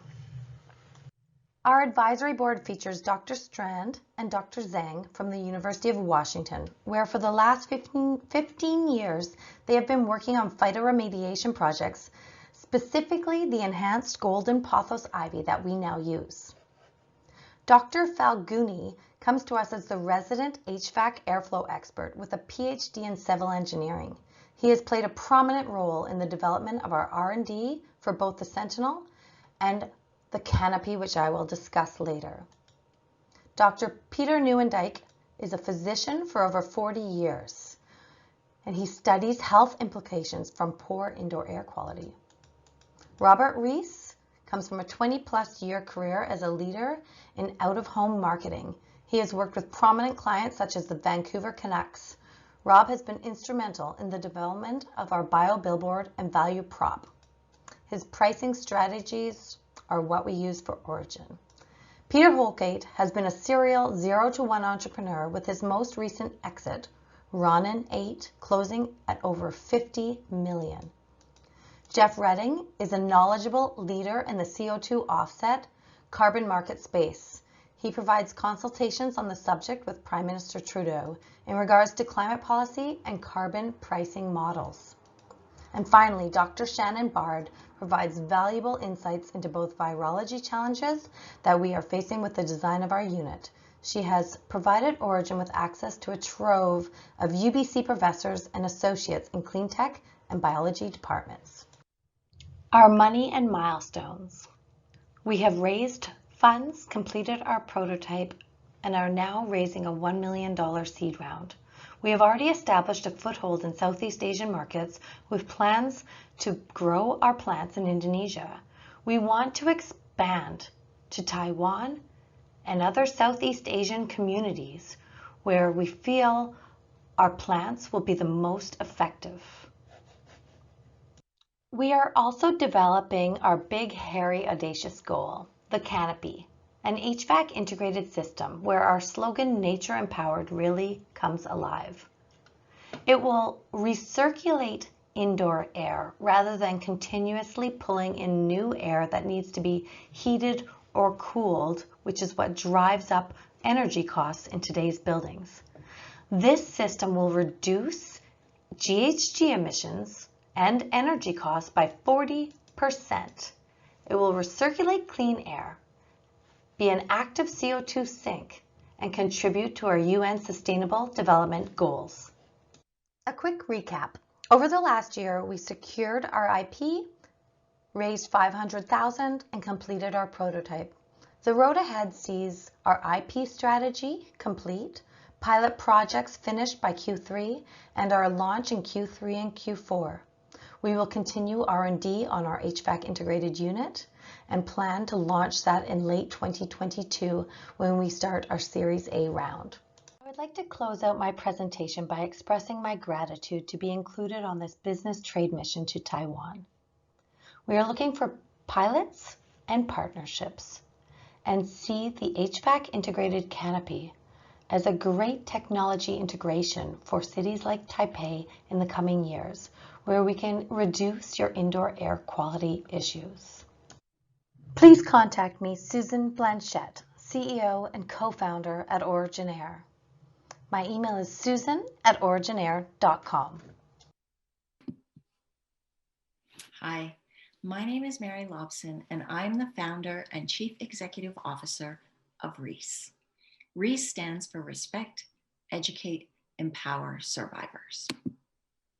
At REES, we imagine a world without sexual violence, a world where people can live and learn and work free from sexual assault, sexual harassment, and sexual bullying. REES is a simple, secure online platform for reporting sexual violence. It can be adapted for use across sectors and industries And our first platform was created specifically for use at post-secondary institutions to help address and prevent sexual violence on campus. We developed REASE in collaboration with victims, students, faculty, staff, and administrators. It is trauma-informed, survivor-centered, and we consider data privacy and security in all of our design and development decisions.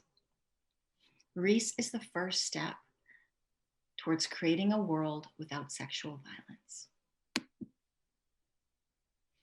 Gender equality is one of the Sustainable Development Goals for 2030, and sexual violence is a gendered issue that disproportionately affects women and girls.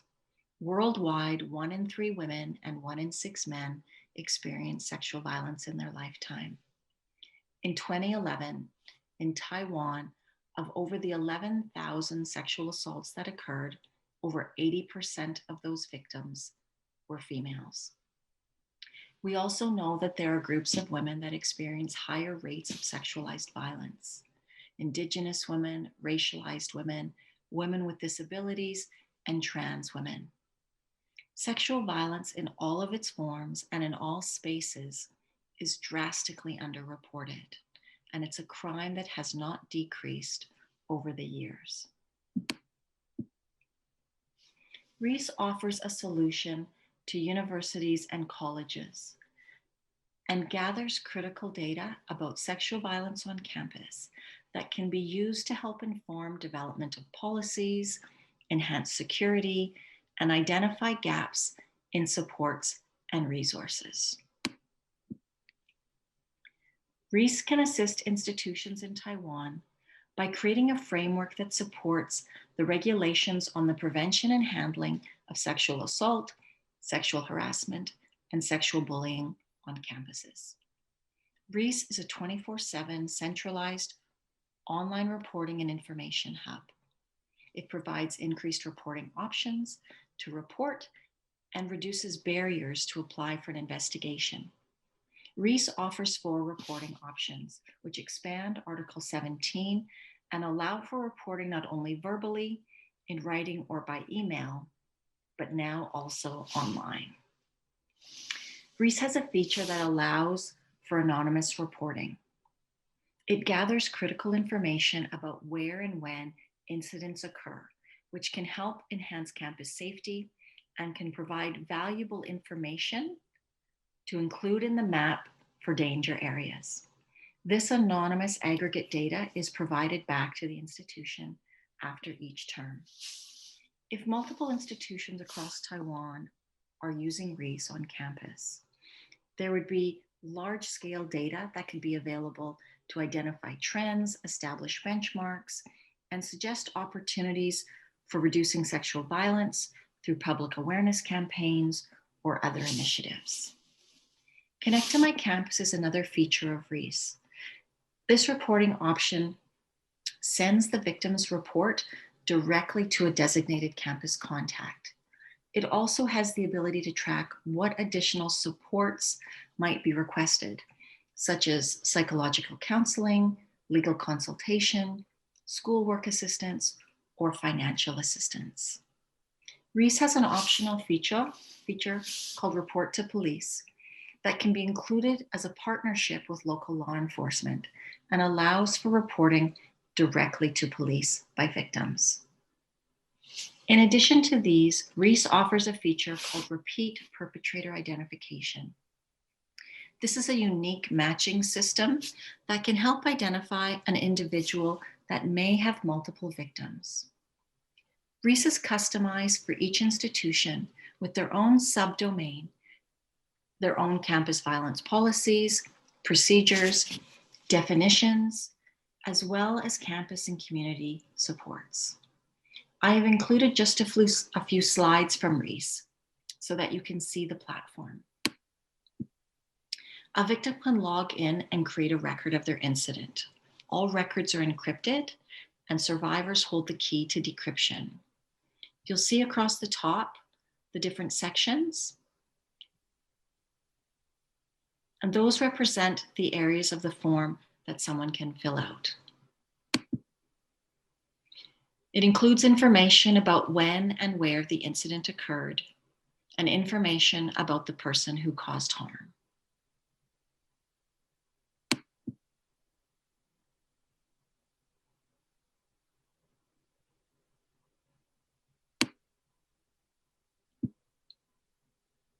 A victim has the ability to save the record, come back later, edit, report, as well as delete. There's an FAQ section that provides a lot of information about resources, supports, about sexual violence, and about the functionality of the tool. There are about 60 million post-secondary students around the world, and in Taiwan, there are roughly 1.24 million. REIS is currently available in Canada. We launched in September of 2021 and currently have 12 colleges and universities for a total of 25 campuses. We are also in the process of translation into French. REIS is a social impact technology company. We are a business-to-business software as a service model. There is a one-time setup and customization fee per institution and an annual user fee based on student population. Fees are charged on a per student basis, and you will see here that in year 1, the fees per student are $1.50 Canadian.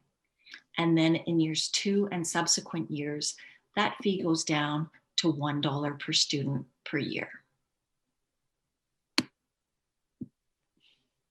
Our team is at the heart of the REIS community. I've worked in the gender-based violence field for over 25 years, and over the last 10 years have particularly been involved with the intersection of technology and gender-based violence. I'm a former member of the Gender Equality Network Canada, and I'm a current board member of the Ending Violence Association of Canada. Nicole Leeson is our Director of Campus Engagement, and she brings years of experience working as a frontline anti-violence worker, providing direct supports for victims of sexual violence. Nell Perry is our campus liaison, and Nell plays a critical role in developing relationships with students at campuses who are REIS campus partners. Both Nell and Nicole are members of the National Courage to Act initiative in Canada, which aims to prevent and address sexual violence on campus. At REIS, we center the work on the experiences of survivors and victims with the goal of helping administrators create safer campuses. We have a number of members in our youth advisory board who are students from across the country, and we also have an advisory board. Thank you for your time today. I look forward to discussing with you how we can partner to support victims and survivors in Taiwan and help to create safer campuses. Thank you.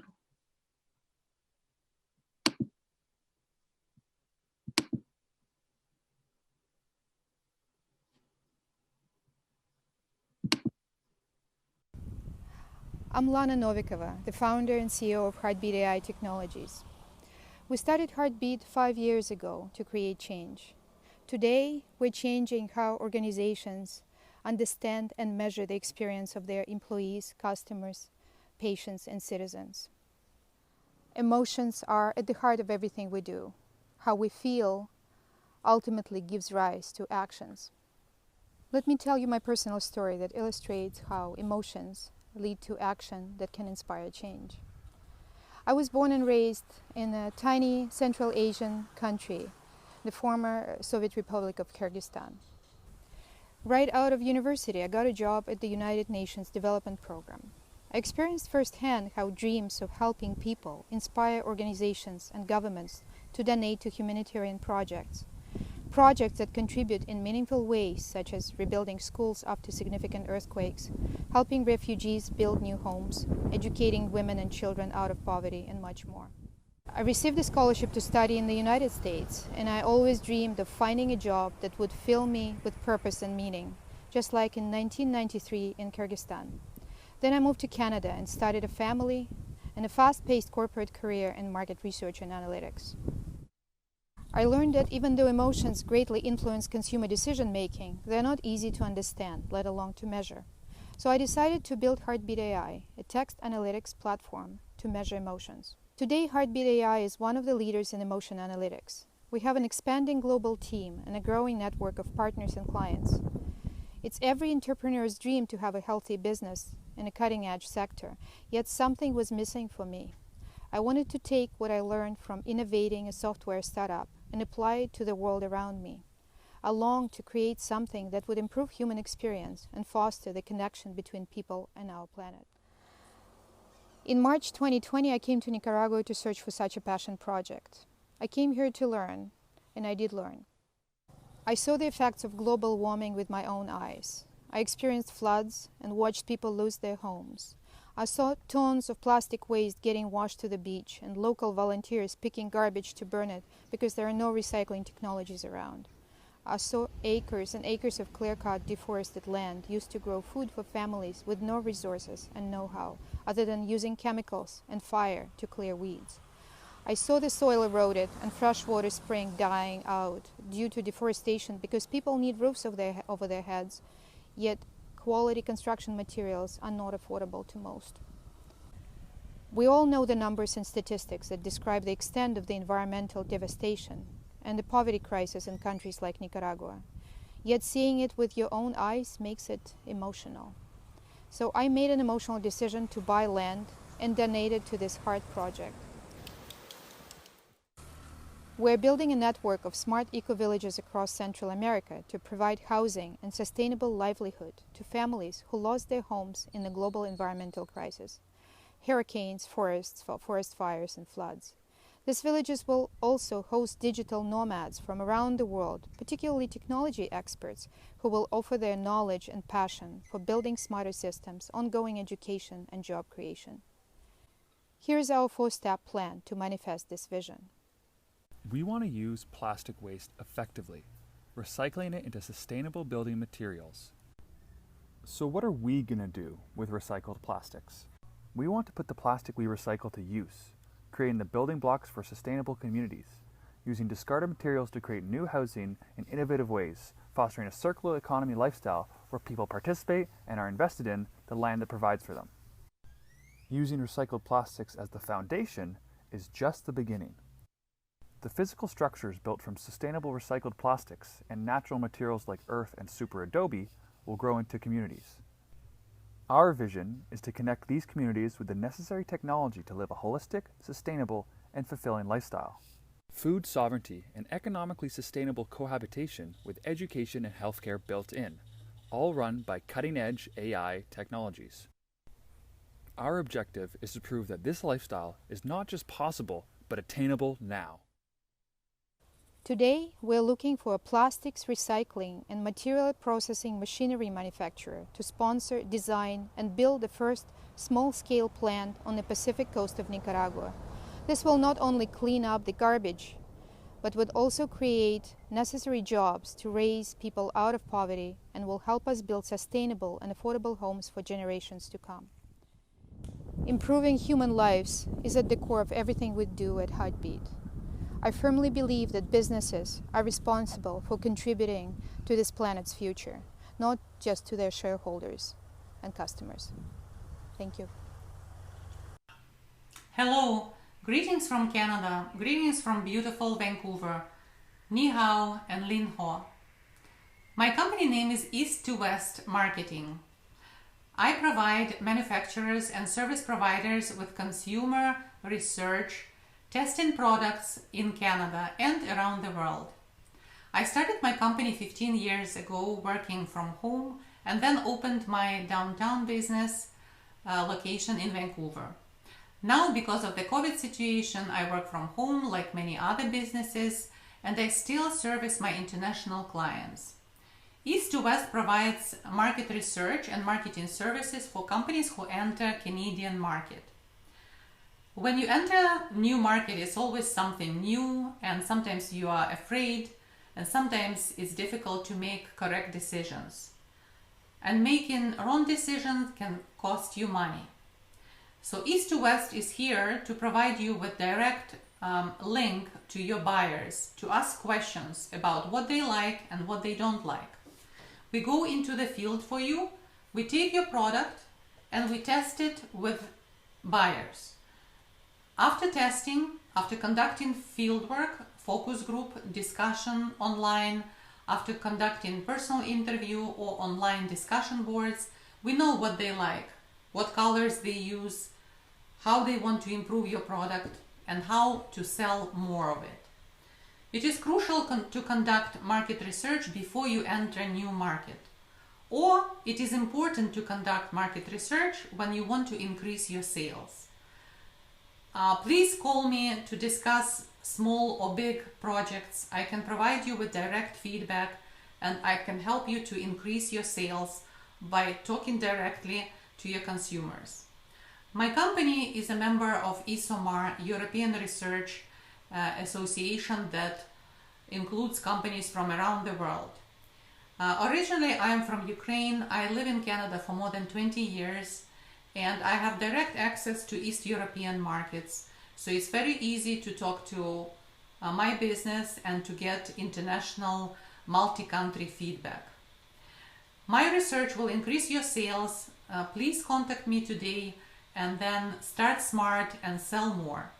Have a wonderful year, stay safe and dream big. Thank you. 谢谢. Tomorrow's session starts at the same time as today.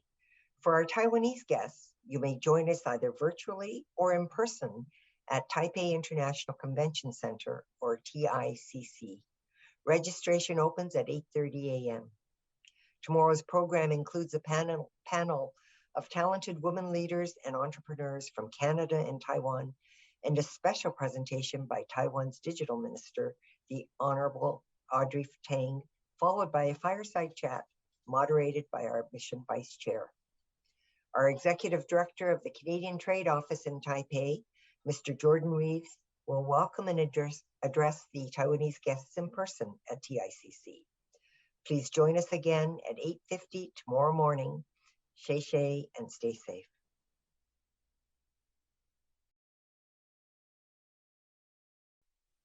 Welcome to the Group 2 pitch session, showcasing innovative products and services in the health tech and analytics sector.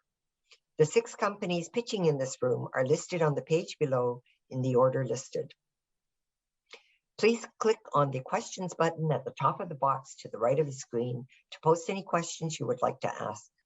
Please ensure to provide your email address in the box provided to receive responses from the companies after the conference. Should you wish to talk directly with the entrepreneur or business representative, we encourage you to use the QR code to schedule a meeting in the box to the right of the screen.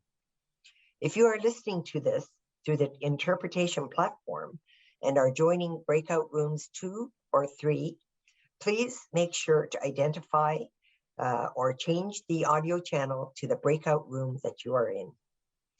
For technical support in French or Chinese during the session, contact events@asiapacific.ca. For technical support in English, there is a help button at the bottom right of the screen. Thank you for your attention. Again, should you wish to schedule a meeting with any of the companies in this group, please submit your request using the QR code in the box to the right of the screen, and we will ensure that an appointment is scheduled for you in the next few weeks. Again, thank you for attending our company showcase. Hi, my name is B. A-Link. I am the founder and inventor of the A-Linker, a 3-wheeled walking bike designed for who we are, not as a technical solution for a body with a problem, but for how we want to live regardless of disabilities. Since 6-7 years, we manufacture in Taiwan already. We've got really good partners in Taiwan, and we're very pleased to be manufacturing our bikes in Taiwan because of its high quality, and good partnerships that you can build. So I'm super excited to be part of this mission, and I'm really looking forward to meeting you all. Thank you so much.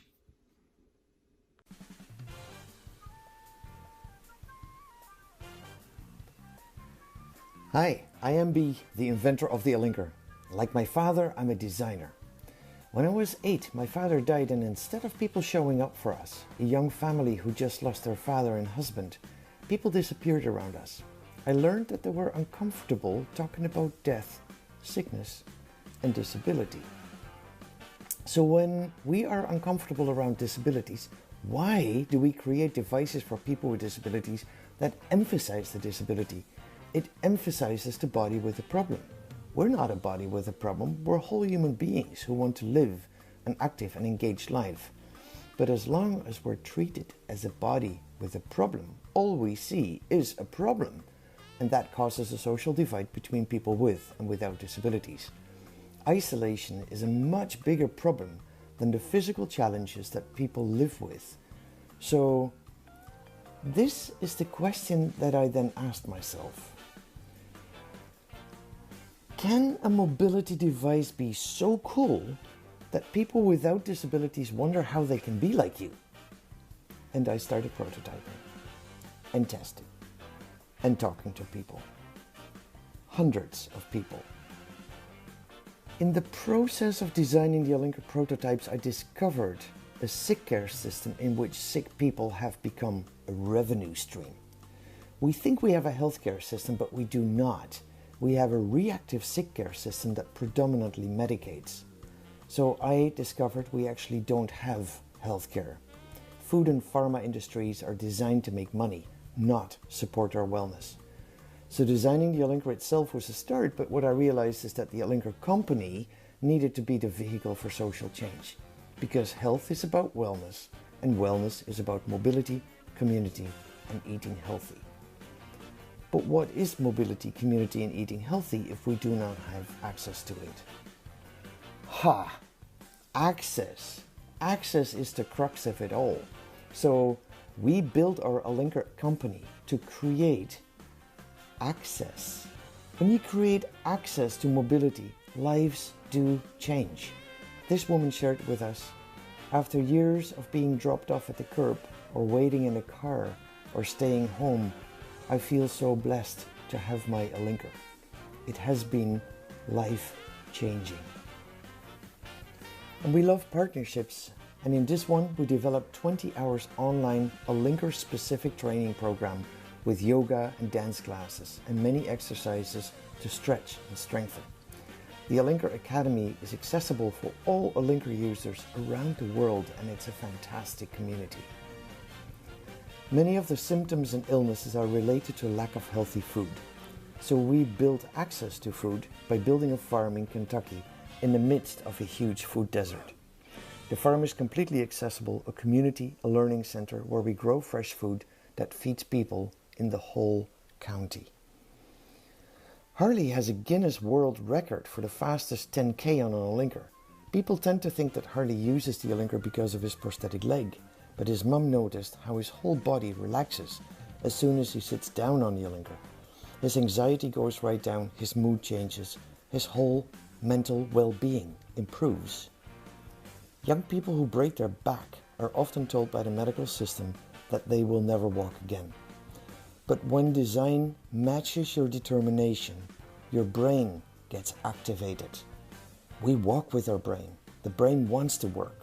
We just need to activate it.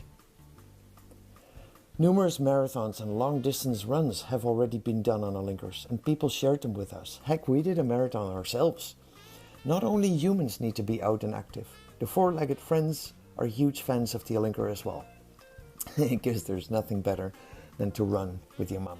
The Alinker has featured on runways of the LA Fashion Week and the Mercedes-Benz Fashion Show in Moscow.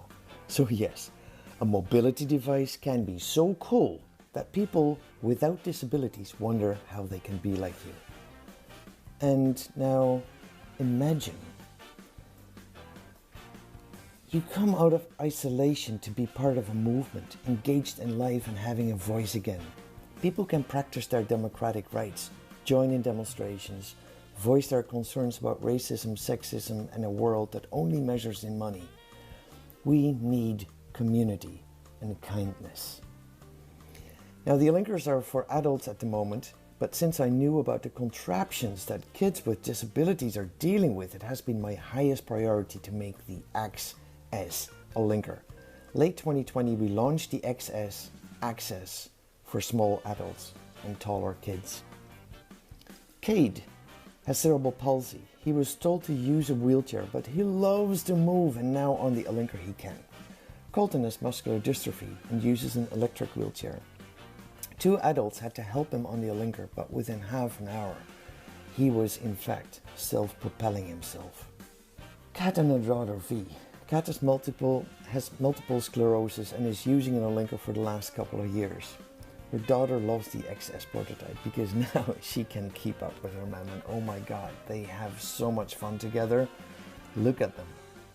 And a while back I took a call and the person asked me, "I'm very sorry, I do not have a disability, but I would love to be part of your Linker family. Is that possible?" Yes, we do challenge assumptions about disabilities, and we build a healthy community for all of us. Hello everybody, I'm Nikita. I'm CEO and co-founder of Nucleic Biologics. We are a biotech startup company based in St. John's and Newfoundland, Canada. First of all, I would like to wish everybody a very happy new year who have celebrated Chinese New Year in Taiwan. And the problem we are addressing here is about gastrointestinal diseases. I'm showing here a global study which was conducted via internet and household surveys all over the world.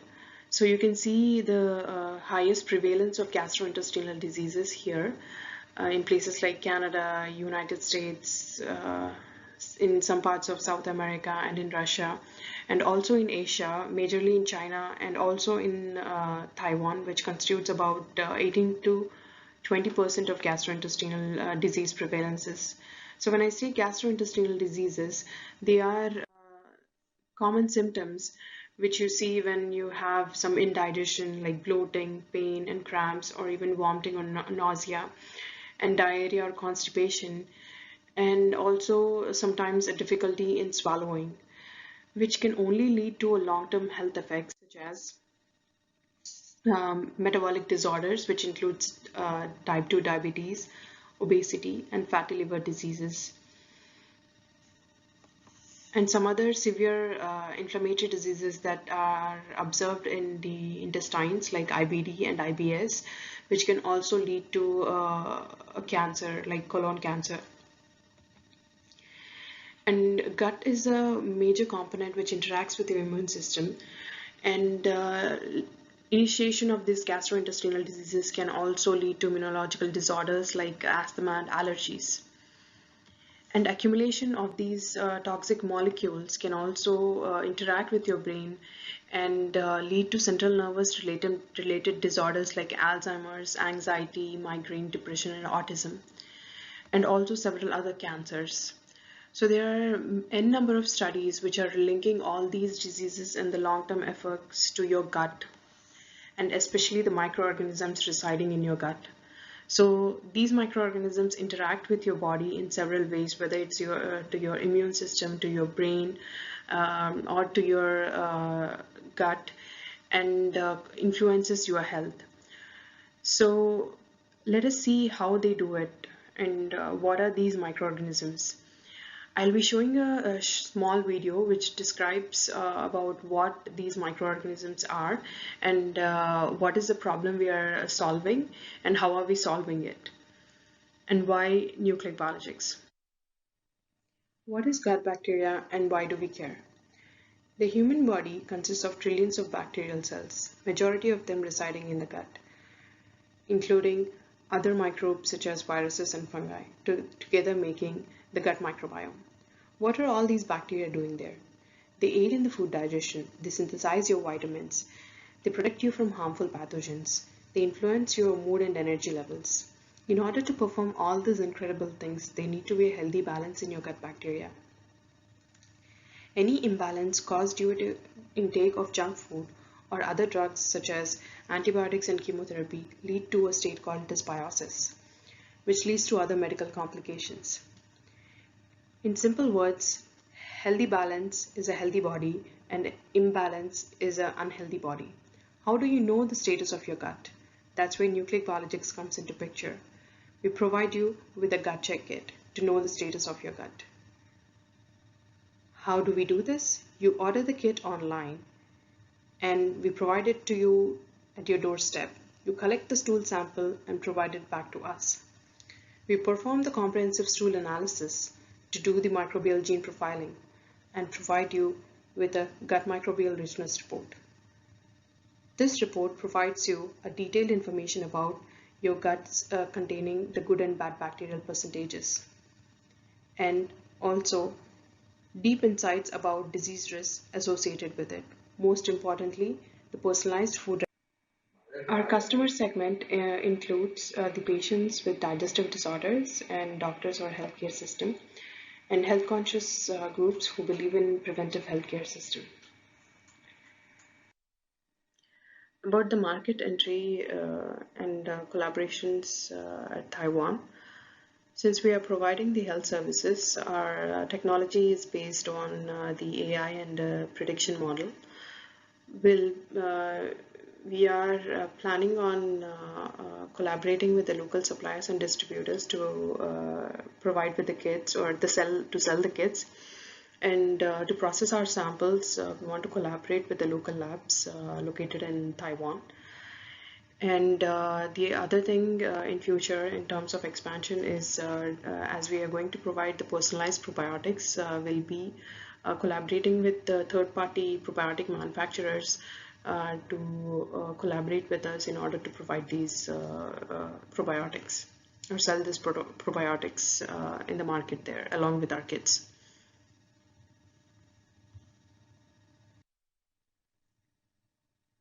Looking at the competition, our competition is from the US and Europe mainly.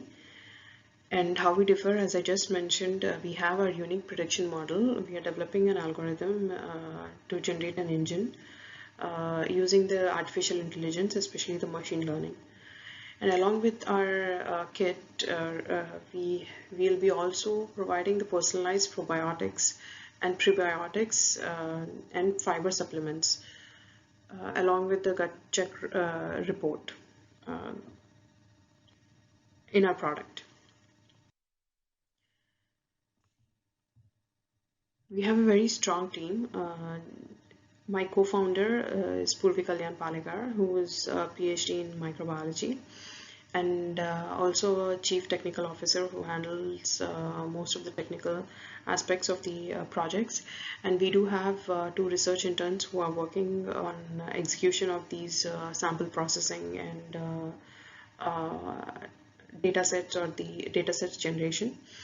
And we have a very strong board of advisors in business, that is Dr. Carlos Bazan, and scientific advisors at machine learning, and also the other aspects of medical microbiology, that is Dr. Ayush Kumar and Dr. Bala Goritiala.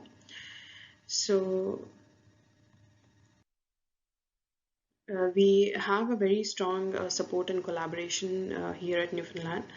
Whether in terms of funding or in terms of human resources and technical support or the business development support. We have tremendous support and collaborations made so far in developing our startup. So we are Nucleic Biologics. We help uncovering your gut microbiome. So as once Hippocrates said that all disease begins in the gut, it is very true. Thank you. Hello, everyone. First, I would like to thank Asia Pacific Foundation of Canada for inviting me to this virtual women entrepreneur mission to Taiwan. I'm very excited to be able to join along with my other friends across Canada, and we all look forward to a successful mission and hope we will meet some of you in the very near future. Our company is called Sinoveda. It's a pharmaceutical company, and we are located in Edmonton, Alberta, Canada. My name is Dr. Nusrat Tamzaman. Along with my husband, Dr. Yan Tam, we have founded Sinoveda in 2006. We are both pharmaceutical scientists and bring together 50 plus years of experience in this field. But as you can see, we both have Asian backgrounds, and we believe in natural medicine, such as traditional Chinese medicine or Ayurvedic medicine. But we also know that these traditional medicines could never meet the standard of a pharmaceutical. Therefore, we bring in our expertise, and we are trying to bridge the gap of Eastern medicine with pharmaceutical precision.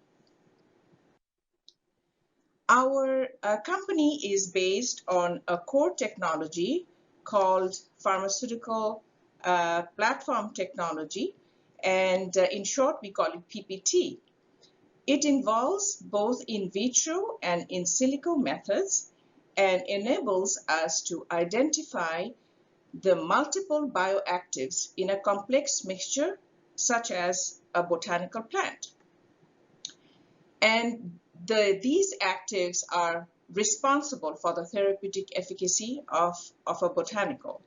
Using this technology, we have been able to develop several multi-active, multi-target formula, both in the pharmaceutical and as well as in the natural health product category.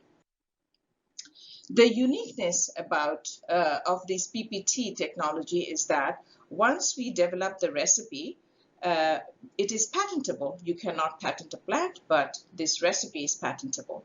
And the products that are made using PPT are always consistent from batch to batch in terms of potency and efficacy. And the quality of these botanical products can meet the standard of a pharmaceutical. This technology has been patented worldwide, as you can see here. We have been recognized both in Canada and internationally for our technology, and it has been termed as disruptive technology.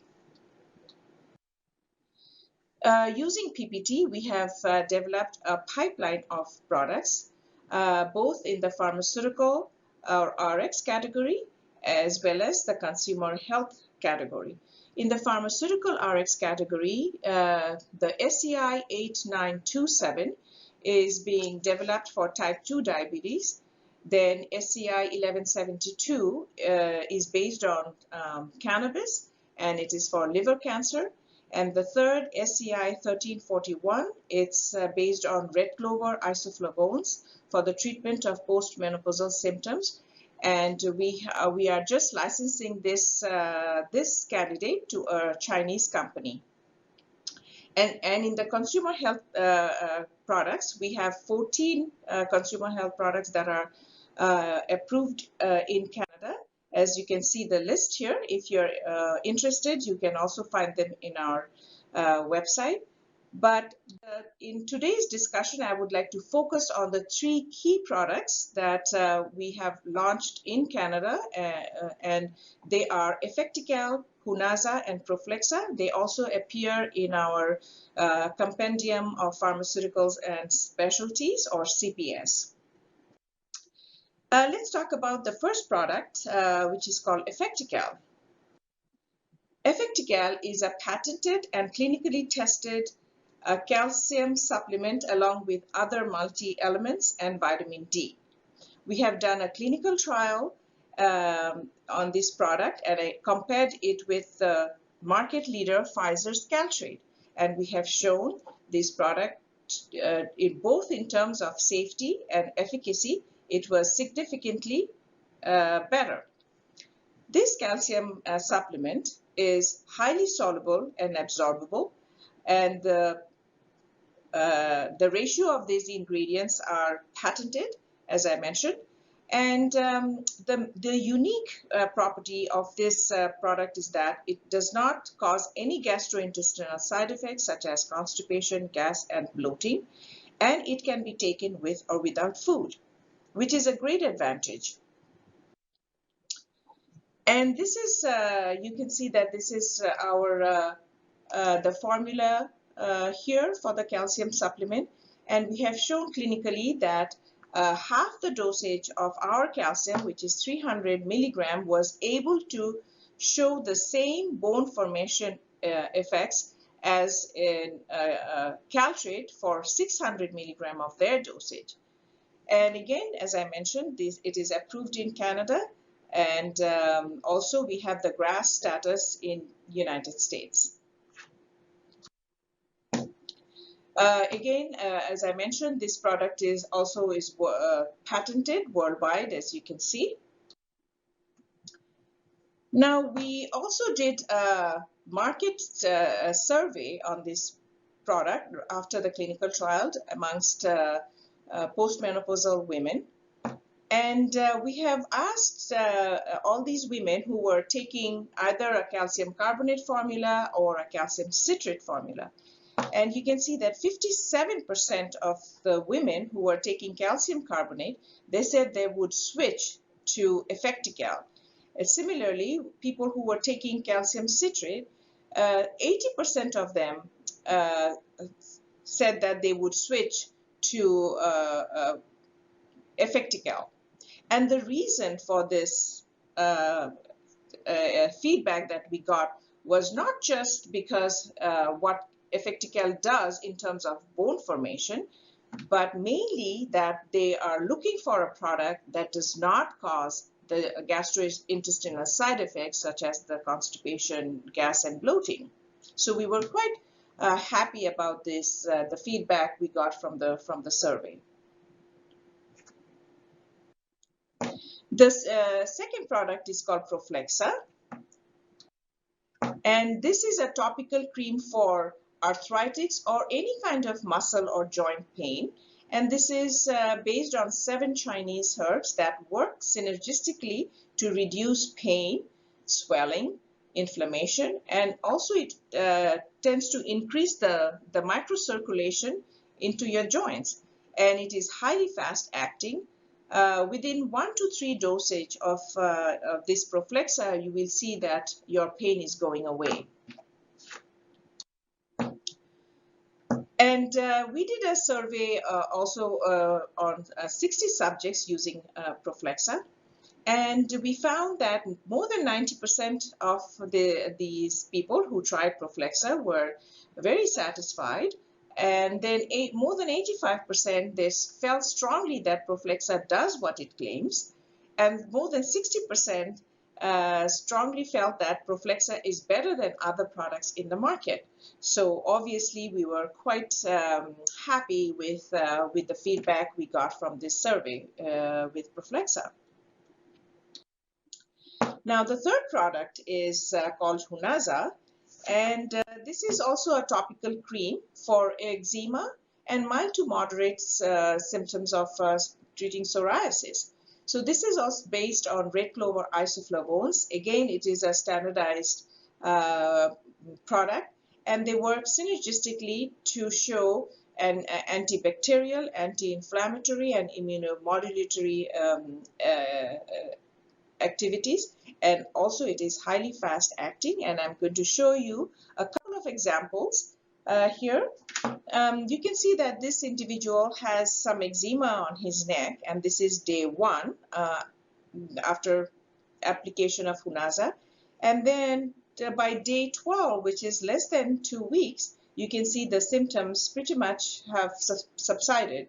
So, which is pretty dramatic for a botanical cream to show this kind of efficacy. And now this individual has some psoriasis around his nose, which is quite severe. And then you can see that this was after day 1 of Hunaza application. And then by day 7, his symptoms were totally gone. So this is quite remarkable Hunaza on this eczema and psoriasis. Usually people are prescribed corticosteroids, and we all know that long-term use of these steroids can cause a lot of other side effects. So we have been selling our products through an e-commerce platform in Canada and through some certain health food stores and pharmacy chains. And we also distribute our products to some Asian countries, and we are working on others. And in this mission, we are very interested to collaborate with strategic partners in Taiwan to either co-develop the botanical prescription drug candidates that I just mentioned, or if any company are developing any Chinese medicine, would like to partner with us to use our technology to develop that into a botanical drug, we are very much interested in that kind of partnership, as well as we are looking for distributors for some of these products I just mentioned for the Taiwanese market. And with that, I would like to end my presentation.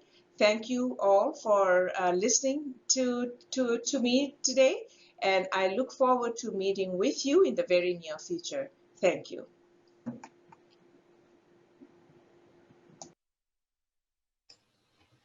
Hello, my name is Elizabeth Duville. I am managing partner and co-founder of Amerchem, an early-stage venture capital group based out of Montreal and Quebec, Canada. Did you know that half of the impactful drugs that are marketed today originate from academic research?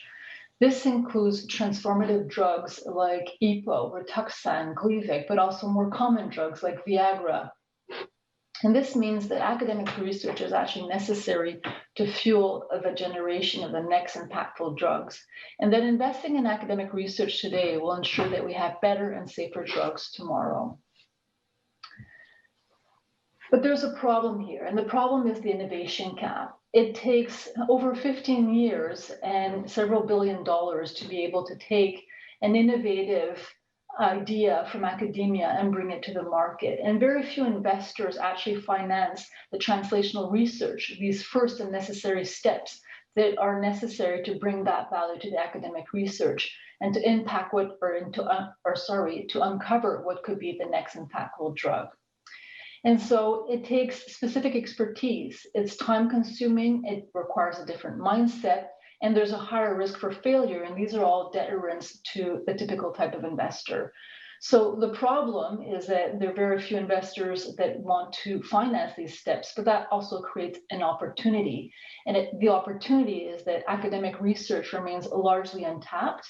And there's the ability to leverage the multi-billions of grant money that supports academic research and that can be leveraged as an investor. In Amerchem, well, we fit right into that gap, and we saw the problem and we saw the opportunity as well. Amerchem is actually the earliest of venture funds. We take a deep dive into the science and we focus our investments specifically on that translational research that's necessary to bridge the innovation gap. We're the first spark, if you will. And why do we provide that solution? Why are we good at this? Because we have a team, we have a model, and we have a culture, which are all catered to be able to do these translational steps. We have the expertise, we have a model that's adapted to higher risk, and we have a culture with a different mindset. With respect to our team, indeed, all the team has PhDs. Everybody in our team has a PhD or a postdoc or a master's in science, so we have a very deep understanding of science. Our core expertise is actually in these translational steps, the translational research that's necessary to bridge that innovation gap. And we bring over 20 years of venture capital and entrepreneurial experience to the equation, which allows us to bridge that gap.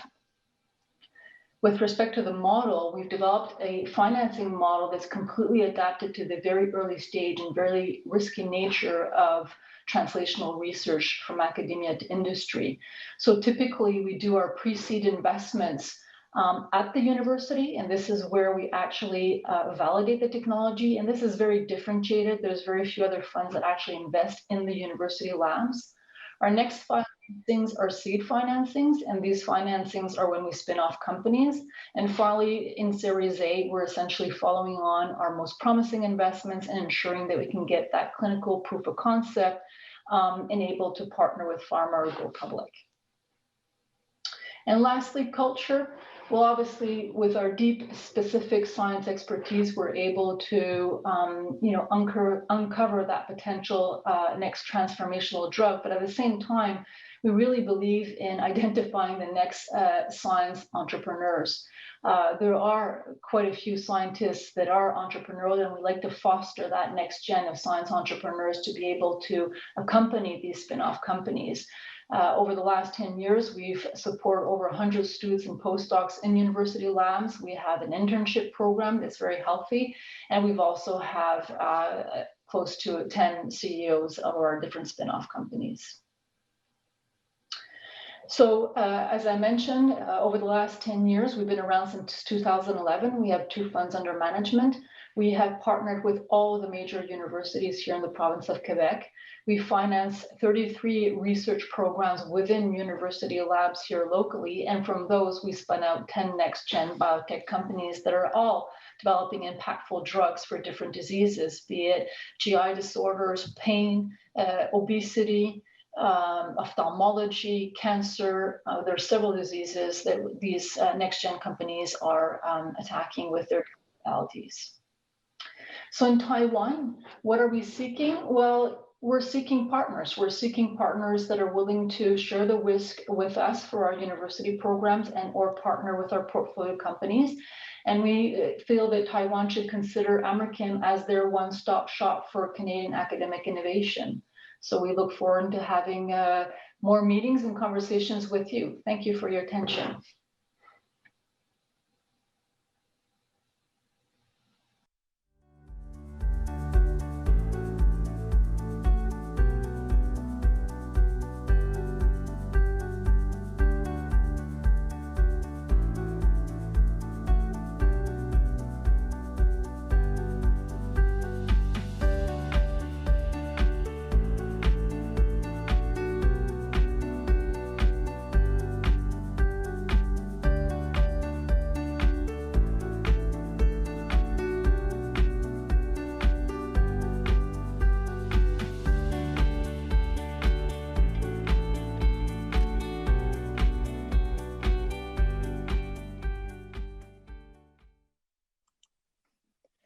Hello, everyone, and thank you for being here today.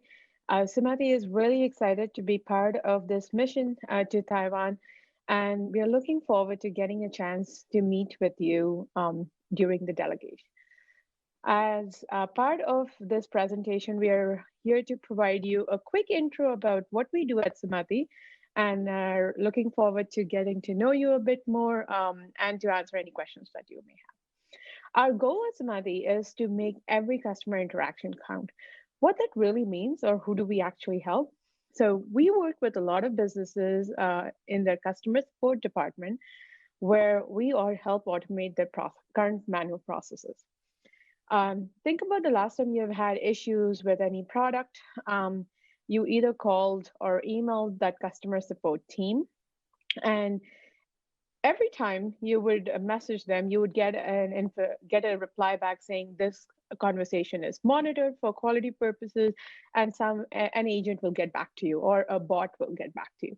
We analyze all of those interactions, whether it's in voice or email channel. Today, what many businesses do is they have manual quality control, they have surveys, they have call checklists to go through all of that data. It's a lot of data, as you can imagine. They do a lot of manual or randomized checking. With Sumati, we're automating, analyzing all of those interactions. So pretty much everything from calls to emails and the whole journey in between. What do we do with that data is really what's more important to businesses. It's not just analyzing it and storing it somewhere. It's really about providing real-time analytics to those businesses about customer pain points, about how their agents are doing. What are the biggest issues that the customers are facing, and then start a workflow to help solve those problems, help improve agent performance, and really increase customer satisfaction. As we talked about, a lot of manual processes are definitely only around 2 to 5%. Some of the businesses that we have talked to do take that to 20%, but that's very rare and mostly focused on small teams. But with Samadhi, they're able to get it to 100% of conversations in various languages. So how do we actually do it? When we start working with businesses, we integrate into their existing systems. So this is where, again, all the businesses that we have worked with have different CRM, different IVR, different chat systems that they have in the backend. It could be a Salesforce IVR, could be a RingCentral, Verizon.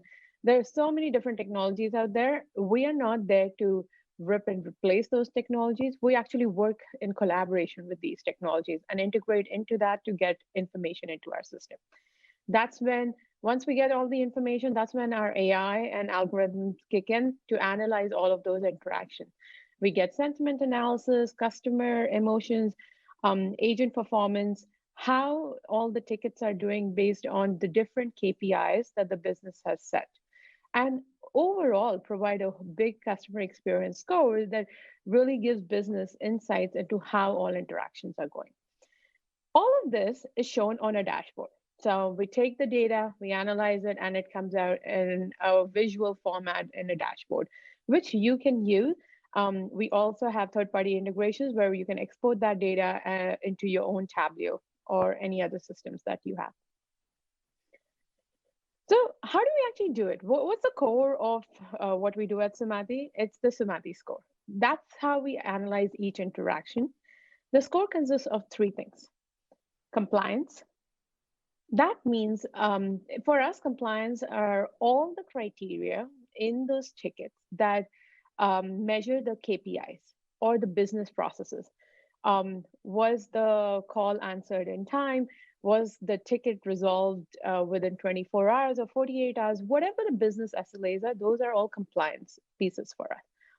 Customer experience, that bucket analyzes how the customer experience has been. So it is the customer side of the conversation.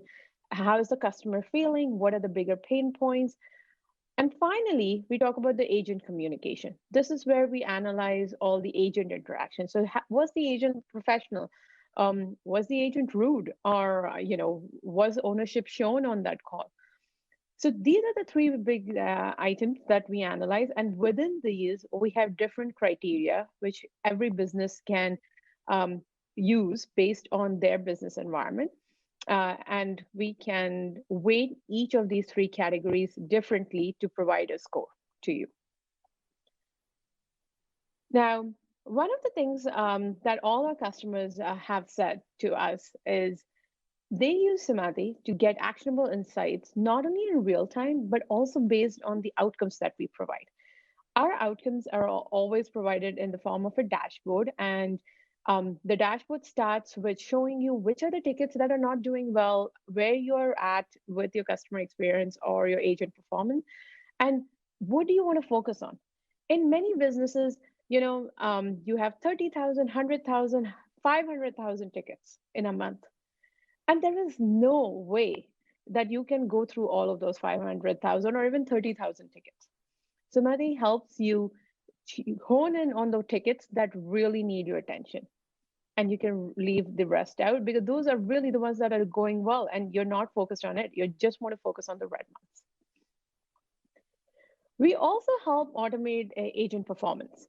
A lot of agents who use our platform use it as a self-service option of they know exactly how their calls are going. They know exactly where they are lacking and how they can improve.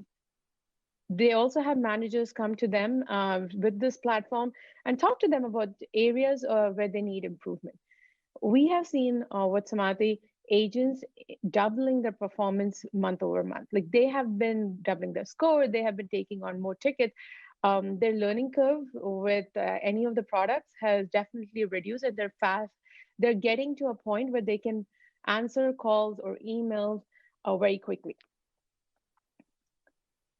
Finally, one of our biggest values is we are able to provide analysis across all interactions. So what you see here is it's not only able to provide sentiment analysis on an email, because we know sometimes emails are a little bit different channel and people will be communicating it differently.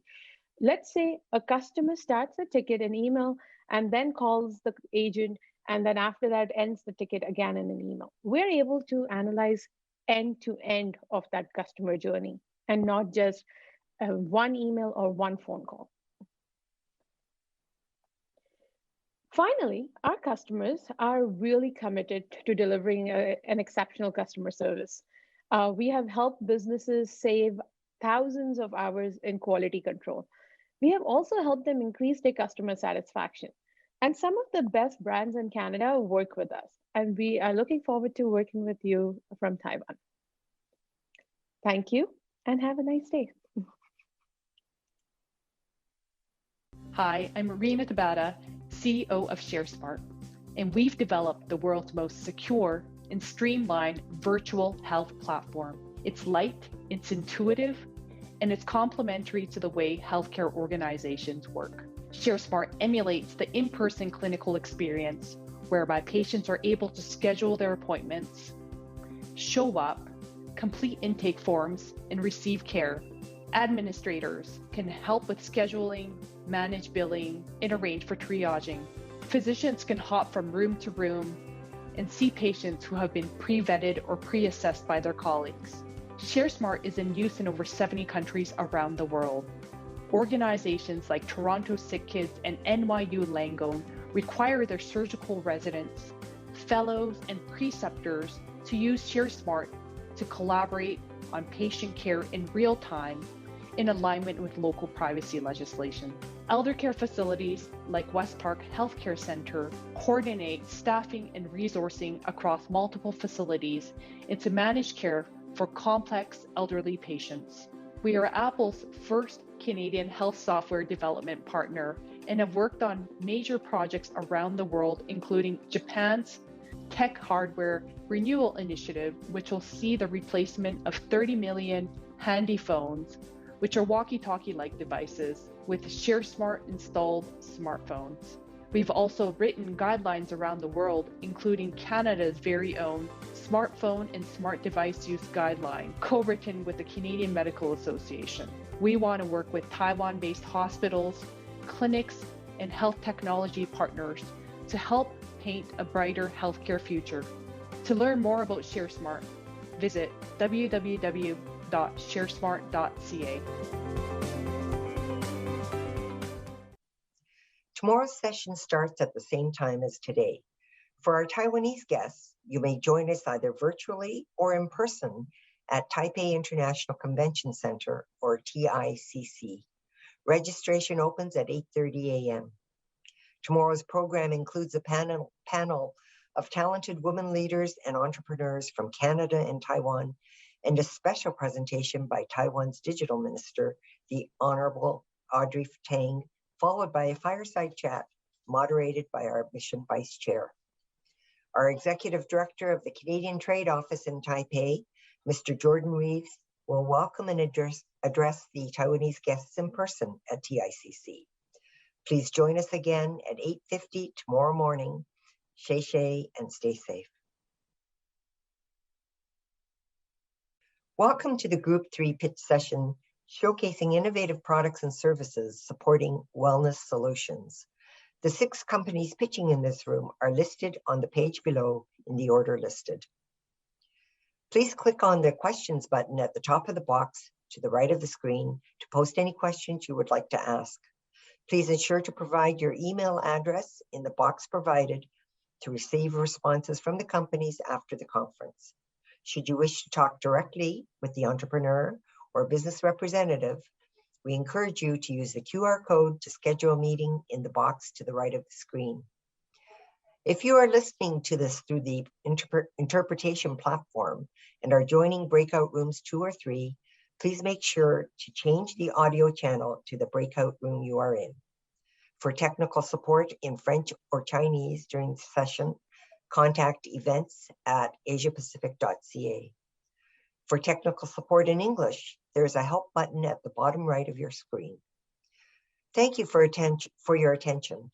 Again, should you wish to schedule a meeting with any of the companies in this group, Please submit your request using the QR code in the box to the right of the screen, and we will ensure that an appointment is scheduled for you in the next few weeks. Again, thank you for attending our company showcase.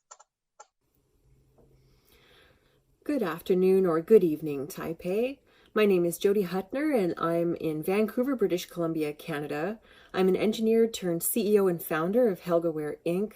I supply and I design industrial safety coveralls and bib overalls for women in skilled trades or in active STEM positions like the one I come from. My gear is designed to fit women's distinct body proportions, and there's a female-friendly, patent-pending access feature to give women the option to use the washroom without completely undressing, which is key for working in the field. It's really, really important that women have safety gear that fits, well, either sex, but especially where coveralls and overalls are concerned. When women are wearing ones that actually fit their bodies, they're more comfortable on site. They work faster because they have improved mobility, so they're more productive. They work healthier, they work safer, there are less safety incidents, and there's generally an atmosphere of belonging, which is key working in industry. You look the part just like your male colleagues. In my personal experience, when you ignore the ways in which women's proportions are different than men's, it actually creates very negative work experiences. I'll give you an example from my point of view. Having coveralls that were not properly plumbed for my body meant I had to go to great lengths to toilet myself, unlike my male counterparts whose coveralls were designed for easing their toileting experience. So to get around that opportunity cost, because I didn't want my team to fall behind on budget and schedule, I developed abnormal hydration and toileting behaviors that are actually quite common and studied in women in the military and women in nursing. They're not quite yet studied at women in trades or in active STEM, but it's coming because I'm telling you, it's happening. Why now? So we're facing a labor shortage within the next 10 years here in Canada, and companies are very concerned with how they're going to fill those skilled labor positions. And they're looking around and noticing that half the population is actually severely underrepresented. So that's why they're really concerned right now with looking at how to improve the female experience on these traditionally male-dominated workplaces in hopes of attracting and retaining their female workforce. If you look at the cost associated with business as usual, with what's happening right now, is we're losing women at an atrocious rate, and that means that there's more onboarding costs, there's cost to higher turnover, and there's a negative perception. So there's a negative perception in industry that companies are losing their battle to promote gender equity. So now more than ever, organizations understand that there's a real business imperative to sustainability, to equity, to ethical business practices. And in fact, they're being rewarded or punished in the marketplace for their abilities to do so or their failure to do so. So now HelgaWear has developed a product that has been based off of the actual women working in trades positions and in active engineering positions like myself, to give companies this extremely valuable opportunity to prioritize women's health, all while improving their ROI by increased productivity, less attrition, improved numbers, you name it. So as a business owner, what am I expecting to get out of this trade mission with you wonderful people in Taiwan? I'm a business owner that's been affected by COVID. Our industries here, trades industries, especially women found therein, have been disproportionately affected by COVID for reasons that I won't get into, but we're all being affected across the board. So what I really need to do is strengthen my supply chain. I need to be as competitive as possible with my most popular product, which is flame-resistant safety coveralls. So that's what I'm looking for. I'm looking to develop some relationships with manufacturers, textiles manufacturers that are already manufacturing flame-resistant safety coveralls. Furthermore, I'm looking to make connections with leaders or with any people that might examine and possibly help me alleviate some of the real financial barriers to doing business with Taipei as a Canadian safety clothing importer. So I really hope that we can make some connections and work together for the betterment of Canadian tradeswomen. And I'm rambling, but I don't want to re-record this for the 200th time. So I will sign off with this one last bit. I want you guys to think, companies or leaders that partner at this point, choose to partner with Helga Ware, you're really going to be joining us at the cutting edge of the conversations that are considering female body proportion as distinct from male body proportion and are actually moving with tangible steps to do something about it, to improve the female experience on these sites, which is so exciting. So I hope some of you will jump up to what I'm saying and have some help, and some great network connections can be made. I thank the trade commissions for helping us and for putting this together, and for the opportunity to make such great alliances with Taiwan at this time. I will sign off and take care. I'll speak with some of you soon. Isle is a Canadian business that specializes in natural, reusable menstrual care products. So we make a collection that includes period underwear, cloth menstrual pads, and reusable silicone menstrual cups to allow people to manage their periods in a comfortable and sustainable way.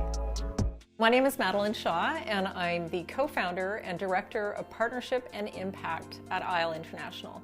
I started getting interested in reusable products for menstruation in the early 1990s. Partly because of my own health needs. I was having allergic reactions to the tampons and pads that I was using. I was also really worried about the amount of waste that they created. So it just got me thinking about these products and whether they could be different. At the time, I was working in the fashion design industry. I love sewing and I love making things. And my curiosity became piqued about the idea of whether it would be possible to create products that we didn't have to throw away, and that could be somewhere more beautiful and more comfortable and didn't have all of the chemicals and the plastics. So I started making them. Hi, I'm Suzanne Siemens, and I'm the co-founder and CEO of Isle. I got involved with Isle in 1999 when I met the co-founder Madeline Shaw. We were both taking a leadership course together and really connected in terms of the values that we believed in, and eventually decided that we were excellent partners to begin building the business of what was then known as Lunapads and has now become Isle. When I switched to reusables, I was a little bit uncertain. I thought, I just didn't know what it was going to be like. But once I tried it, I realized that it put me in closer touch with my body. Our culture teaches us to kind of go, don't touch it, stay away from periods. But I found that by getting closer to it, it just gave me a much better sense of what was happening in my body. I just felt like I had more knowledge. I also felt that there was nothing to be ashamed of here. There was nothing dirty, there was nothing gross. This was just a natural process that was happening in my body. And I found that really healing, because until then I think I'd felt kind of ashamed, and I'd felt like there was this culture telling me I needed to, hide these things and not talk about it. I was brought up in a pretty traditional Chinese Asian environment, and my mother really didn't talk to me about my body. She kind of expected me to learn that through school. And ironically, even when the classes were held in schools, she often held me back from even attending those classes. So I was really body unaware and unaware of my reproductive system. And I really credit getting to know my body better and understanding my reproductive cycle to becoming happier about my body and happier about myself as a person who menstruates. I switched to reusable menstrual products when I met Madeline Shaw, and she told me about how the products worked. And immediately when I learned about it, I felt that that was a transition that would be better for my body and better for my health, and was actually at the same time that I was trying to have a baby. And I was really conscious of when I was getting my period and how heavy my periods were. So it was a perfect time for me to make that switch, because I was very aware of what was happening with my body. Choosing Isle reusable menstrual pads is incredibly beneficial for not only your body, but for the environment. We have done an analysis that shows that using Isle maxi pads can replace 240 single-use disposable pads or tampons. Single-use disposable pads and tampons have an enormous environmental effect. They are typically full of a lot of plastic components and unnatural ingredients and chemicals, and a lot of people tend to have allergic reactions to them. I know for myself, I felt much better when I switched from disposables to reusables. So at Isle, we're really proud that our cloth menstrual pads are made right here in Vancouver. They've been made here since 1993, since I started making them, and they're now made at a bunch of factories very close to our offices, like we could literally walk to some of them. Our silicone menstrual cups are made in Ontario, so in another part of Canada by a company that is absolutely expert at making menstrual cups. The cups are made in accordance with the highest regulatory certifications in the world. As a B Corporation, Isle takes an incredible amount of care and thought into what we use to make our products. For example, whenever possible, we are going to choose things like organic cotton, we're going to choose tencel, which is a wood pulp-based textile, and we're going to choose recycled polyester. When we choose our fabrics, we take a lot of care also to ensure that they have the appropriate certifications, that they are good for the environment, and that they've been created and milled and processed in a way that meets high global standards. We also make sure that they're produced in an ethical manner and produced in factories that are really well run and treat the workers extremely well. And finally, in terms of end of life, we always educate our customers and tell them how to care for them, how to reuse them so that we're using less disposables and that the product will last as long as possible. Well, in 2019, I had the good opportunity to visit Taiwan. I loved it. The purpose of the trip was primarily to visit our production partners. So we're very proud to do business with an excellent Taiwanese company who produces our period underwear. They are of the absolute top quality, most sustainable materials in the world. In addition to meeting our production partners, I had the opportunity to visit Taipei, to visit with a Canadian Trade Commissioner, to take a look around. I visited other B corporations, so Isle is a proud B corporation, which means that we uphold the highest standards of sustainability and ethical business practice in the world. And I was so excited to meet with the head of B Corp Asia when I was in Taiwan. And I really strongly felt just how environmentally aware consumers are in Taiwan. People are really, really interested in sustainable consumer products. So I felt like this is a natural place not only for us to be doing business with our partners there, but also for Taiwanese people to use Isle products for their menstrual needs. We are looking for customers and wholesalers and retailers who have a client base with customers who care about what goes into the product, the manufacturing, and how they're made, and how it can improve their own personal life experience. We're absolutely thrilled and honored to be part of this trade mission. At Isle, we already have very significant business relationship with our Taiwanese manufacturers and are just really looking forward to taking that further with seeing what opportunities there are for our products in Taiwan. Welcome to Nutrax, your sweetener house. My name is Lily. I'm the co-founder of Nutrax. Nutrax creates and manufactures natural sweeteners. So we only use plant-based ingredients to make best tasting sweetener in the world. We use only plant-based ingredients to make sweeteners, such as stevia, monk fruit. But you know, stevia and monk fruit don't taste the best. They all have metallic or licorice aftertaste and lingering. So we invented a novel technology called microencapsulation to remove and correct the aftertaste and the lingering from those natural materials and make them taste good, taste great like a cane sugar.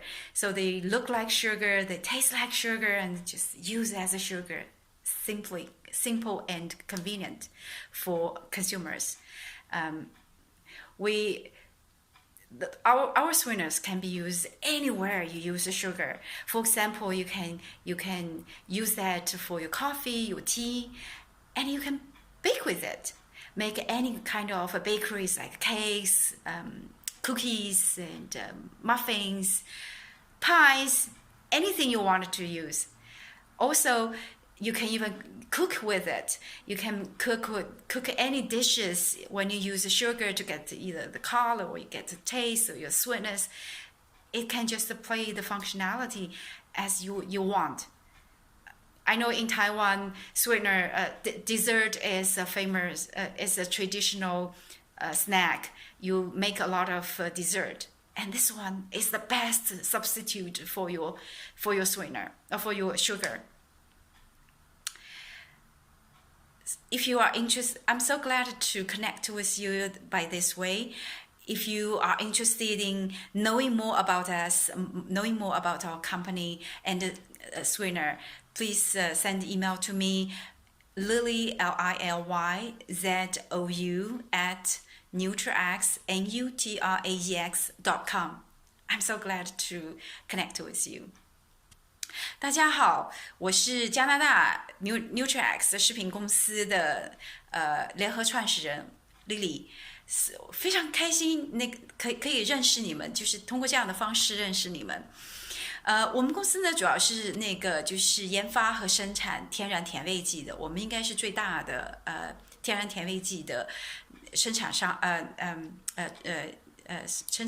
创造研发和生产商，我们生产的产品是这个最天然的那个甜味剂，我们是用那个甜菊糖啊、罗汉果啊这些原料，就是 only 这些那个天然的原料来生产这个甜味剂。然后我们的甜味剂呢，真的是就像那个白砂糖一样的，就是那个结晶状的，然后非常容易使用，就是1:1的这样的比例。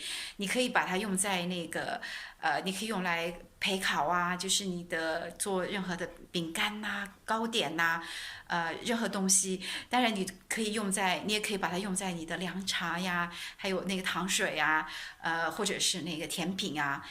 什么都可以，然后咖啡就是你生活里面用到任何你可以用你需要用糖的地方，它都可以去替代糖。好处在哪里呢？因为这个糖是完全是没有能量的，然后也没有糖的成分，所以这非常就是对糖尿病啊那个一些就是慢性的一些慢性疾病，就是有联系到这个蔗糖的一些慢性的疾病，都有非常好的都是非常好的一个替代品，然后可以保持我们身体的健康，然后可以减少我们对糖的这个依赖和那个摄入，这些都是对我们可以起到非常好的那个健康作用的。如果您有兴趣的话，可以完全找我，就是可以发 email 给我，LILY ZOU @nutrax.com， 就 AUNUTRAEX.com。 非常开心可以跟你们认识，和那个也希望我们有机会合作，谢谢。 Hi, my name is Manon Pilon. I am the president of Derm & Co. We are the manufacturer of Nelly Diverse skincare products. Nelly Diverse is recognized in spas and medical spas around the world, Four Seasons Hotel, resort spa and destination spa that carries Nelly Diverse, very strong in Canada and United States and in France. We also have Druid BioLove and Druid that is a product for the retail market. This is a product brand that also have the certification of EcoCert, but that gives you an experience in the smell and also in the results. Alaska Products is hand sanitizer and depilatory products for the professional field. So we are first and foremost one of the largest manufacturer of EcoCert certified formulation in North America. So we are certified by Health Canada for our good manufacturing practice. And we also have an FDA site review. So we're very happy to produce so much products that are all about sustainability and with the certification. So I have been using Nelly Diverse for myself. I started as a spa owner many years ago, 38 years ago, and I had selected Nelly Diverse, became the distributor in Canada to eventually purchase the laboratory in Belgium and transfer technology in 2013. So Nelly DeVost, everybody talks about it. Why? Because of our first product line that we're all certified by EcoCert. So we have the first anti-aging product that delivers results. So EcoCert Cosmos Organic, it's good to have because you feel safe when it turns in sustainability, but in most cases you don't have results. So we are the first one to offer 11 products in the anti-aging category with results. A very new category, 6 products for anti-acne. So again, all certified by EcoCert with the claim anti-acne, approved by FDA and Health Canada, offered by dermatologists or prescribed by dermatologists, and in a very high demand because finally we can get results with an organic, sustainable product. And of course, the bioscience line, very well recognized for anti-aging, for rosacea treatment, for different skin condition like oily skin and dry skin, body contour products, slimming products that have been so, discussed in the market because of the efficacy. We work with vitamin C and peptides, hyaluronic acid, and very unique proprietary ingredients like DNA from sperm of salmon. A full, complete, comprehensive line. And again, all of this is due to the diadermic methodology. So we're able to deliver ingredients, formulation, specific, targeting specific cell membrane, and we owe it to the diadermic methodology. We also have a new product category for women's wellness, very popular in the spa, gynecology offices, or pharmacy, for example, in Belgium. So this is 10 products for women, feminine, intimate feminine area. So we work with firming, dryness, pH balancing. So we were the first innovator to define that women's vaginal pH, the microbiota, has to be within pH 3.8 to 4.1. So we work with a lot of university continuously finding, the fountain of youth, the right ingredients to make a difference. So we definitely did it with this one product, Zone Control. But we have cleanser and of course products for dryness. Of course, we have so much tools, so much training and material that you can find on the Nelly DeVost website or directly on YouTube. And you will find so much educational program that you can take advantage in learning about the brand. A lot of dermatologists or aesthetic medical clinic will come and learn from us from all over the world. So very specific skin disorders are discussed. And of course, how we make a difference with Nelly DeVost. This category of Druid Biolove, this is more of a retail brand. Now, Druid Biolove is new. It's the first product that is affordable, that has an experience, a nice smell, and that delivers results for the mass market, the mass, higher end mass market. So it is featured right now in Montreal, in organic stores, in the supermarket, with, that clientele that's looking for results, organic, but an affordable price. We also have an SPF 30. It's a full face anti-aging product with all the certification. We have eau de toilette, so in the perfume category. We have baby products, so oil, massage oil, diaper rash cream without zinc, very innovative. Cleansers, shampoo, SPF specifically formulated for baby with the certification of EcoCert, Cosmos Organic. We also have an anti-allergic or allergenic category for extreme sensitive skin called Pure Pure. Pure Pure, of course, if you have eczema, psoriasis, if you have a lot of sensitivity to all cosmetics or products, or if you undergo chemotherapy or oncology treatments like radiotherapy, Pure Pure is your solution. So we have a shampoo, conditioner, hand cream, face cream, deodorant, soap, bar of soap, and body lotion in this category. So the Druid laboratory, we produce all this category, the innovative, the Druid BioLove and Pure, as well as the face and body care that are giving you an experience, a sensorial experience. So it's all about the smell. It smells so good, and it's so hard to have good smell when we talk about organic certified formulation. Outdoors that are organic, 6 hours for insect repellent, that's a different category. Toothpaste and deodorant, all organic certified in the Druid family. And we have great display that you can have. Also, to conclude, we have a division of private label. We manufacture for Korean companies, from Japanese, from French companies, that we are innovative in giving you a turnkey solution or formulation that you will not find anywhere else. And it's all about efficacy. So that division, we produce for many countries, high-end skincare products, and also some other products that are related to organic personal care. So thank you very much, and I hope you contact me. My name is Manon Pilon, and you can email me at manon@dermy.ca. So manon@dermy.ca, and I'll be happy.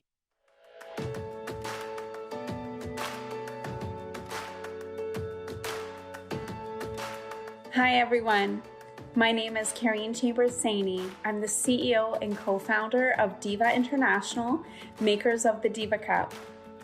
It is truly my pleasure to present to you today as part of the very first Canadian women-only virtual business mission to Taiwan.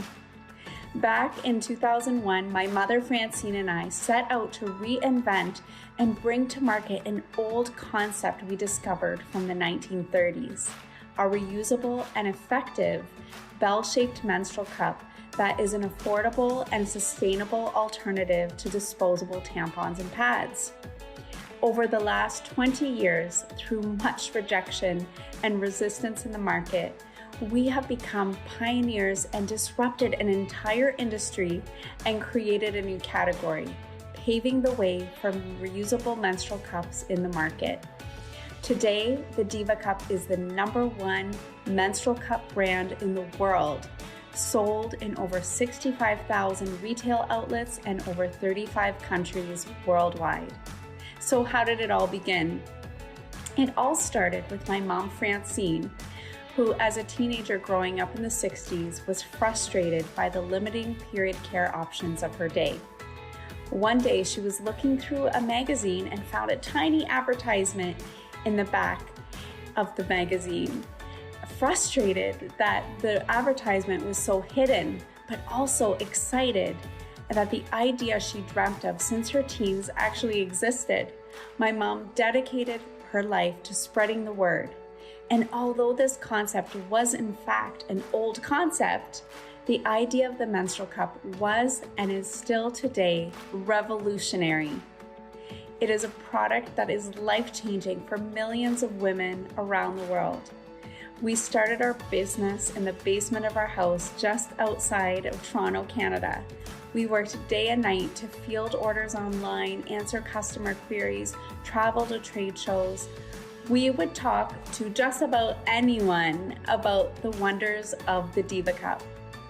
Unfortunately, we were laughed at in meetings with executives and buyers as we tried to get the Diva Cup back on shelves and into mass retailers. Back then, industry experts couldn't understand why there would be a need for this product and how anyone could actually use it. With the explosion of competitors globally today, we are proud to maintain our #1 position. Since those very early days, Diva has sold over 6.5 million Diva Cups globally, supporting over 78 million periods.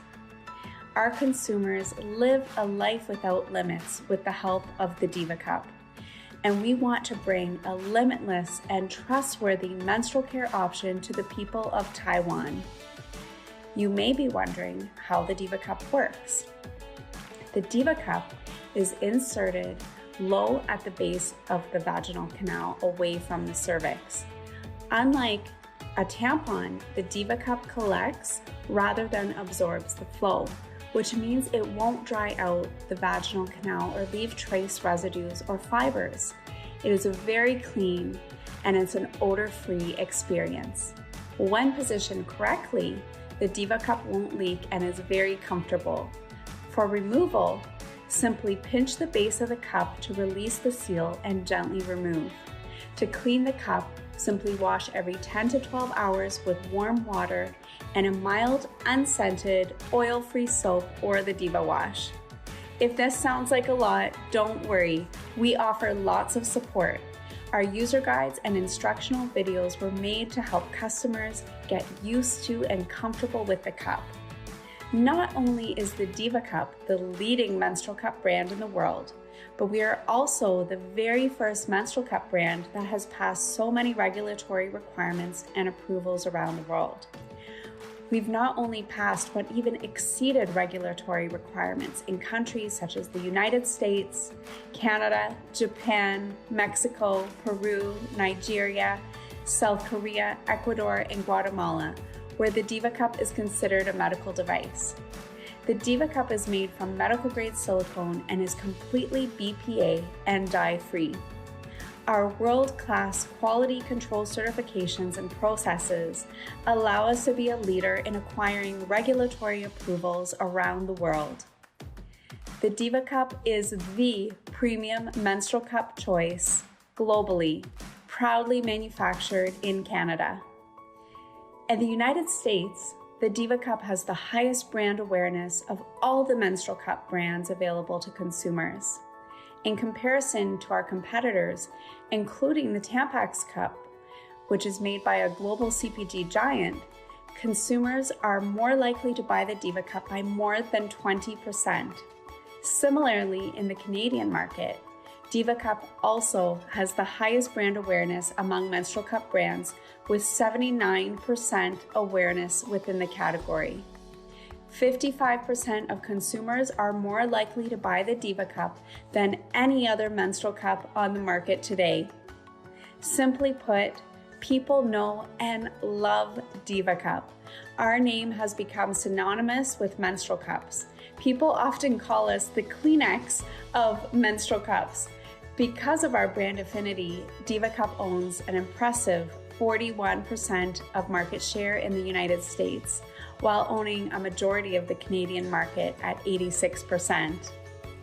All of this data is based on our most recent Nielsen data, which we use to collect and guide our strategic growth decisions at Diva. We know that the market in Asia is one of the fastest growing markets for our products. Consumers in Asia and Taiwan are early adopters of the technology of the Diva Cup.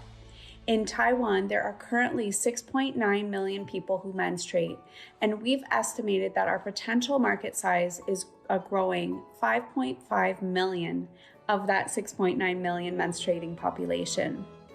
Currently, the menstrual cup market in the Asia Pacific region is a $120.26 million industry.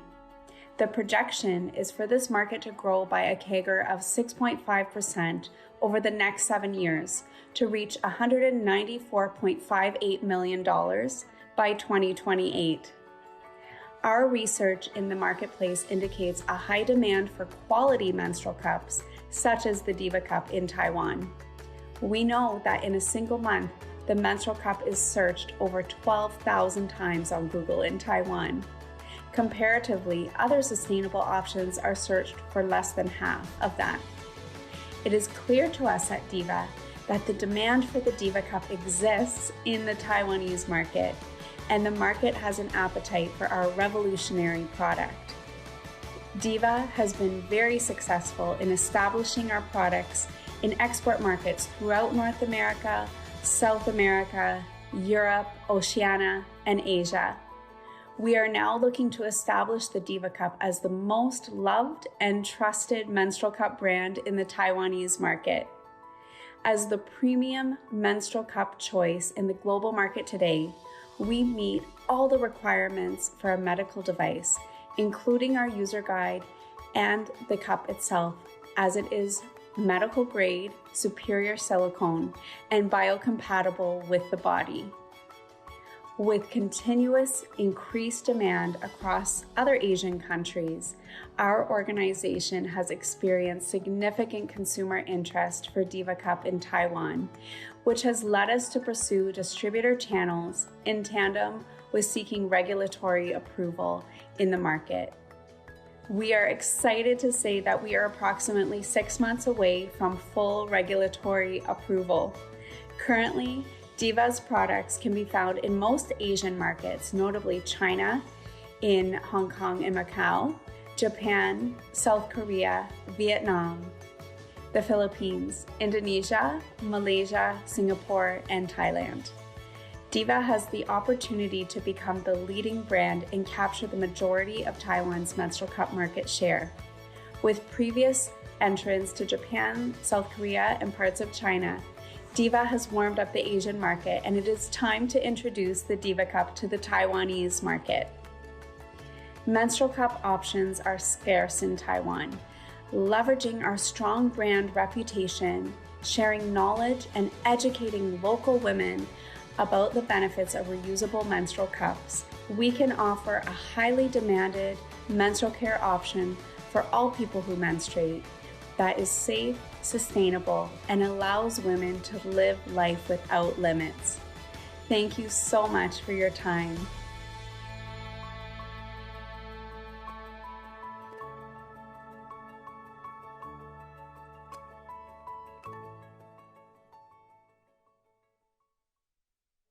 My name is Saman Logan, and I am the CEO and co-founder of Northwater. Northwater is Canada's premium, pristine, high alkaline spring water.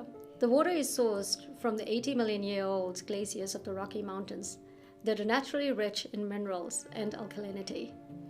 Northwater is packaged in a 100% aluminum bottle that fits your everyday need, from the boardroom to your fitness room.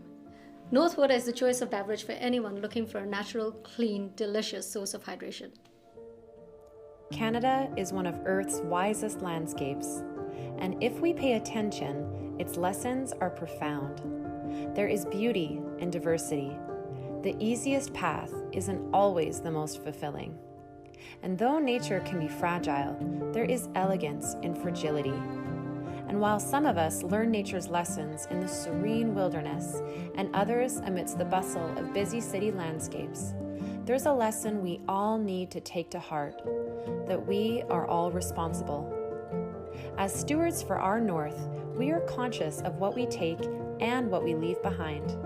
We have sourced Canada's purest water and bottled it with intention. Our aluminum bottles can be refilled, recycled infinitely, and are free of single-use plastic. This is how we show our pride for Canada. This is our North. To find out more, visit us at drinknorthwater.com. Tomorrow's session starts at the same time as today. For our Taiwanese guests, you may join us either virtually or in person at Taipei International Convention Center, or TICC. Registration opens at 8:30 a.m. Tomorrow's program includes a panel of talented women leaders and entrepreneurs from Canada and Taiwan, and a special presentation by Taiwan's digital minister, the Honorable Audrey Tang, followed by a fireside chat moderated by our mission vice chair. Our executive director of the Canadian Trade Office in Taipei, Mr. Jordan Reeves, will welcome and address the Taiwanese guests in person at TICC. Please join us again at 8:50 tomorrow morning. Stay safe and stay safe.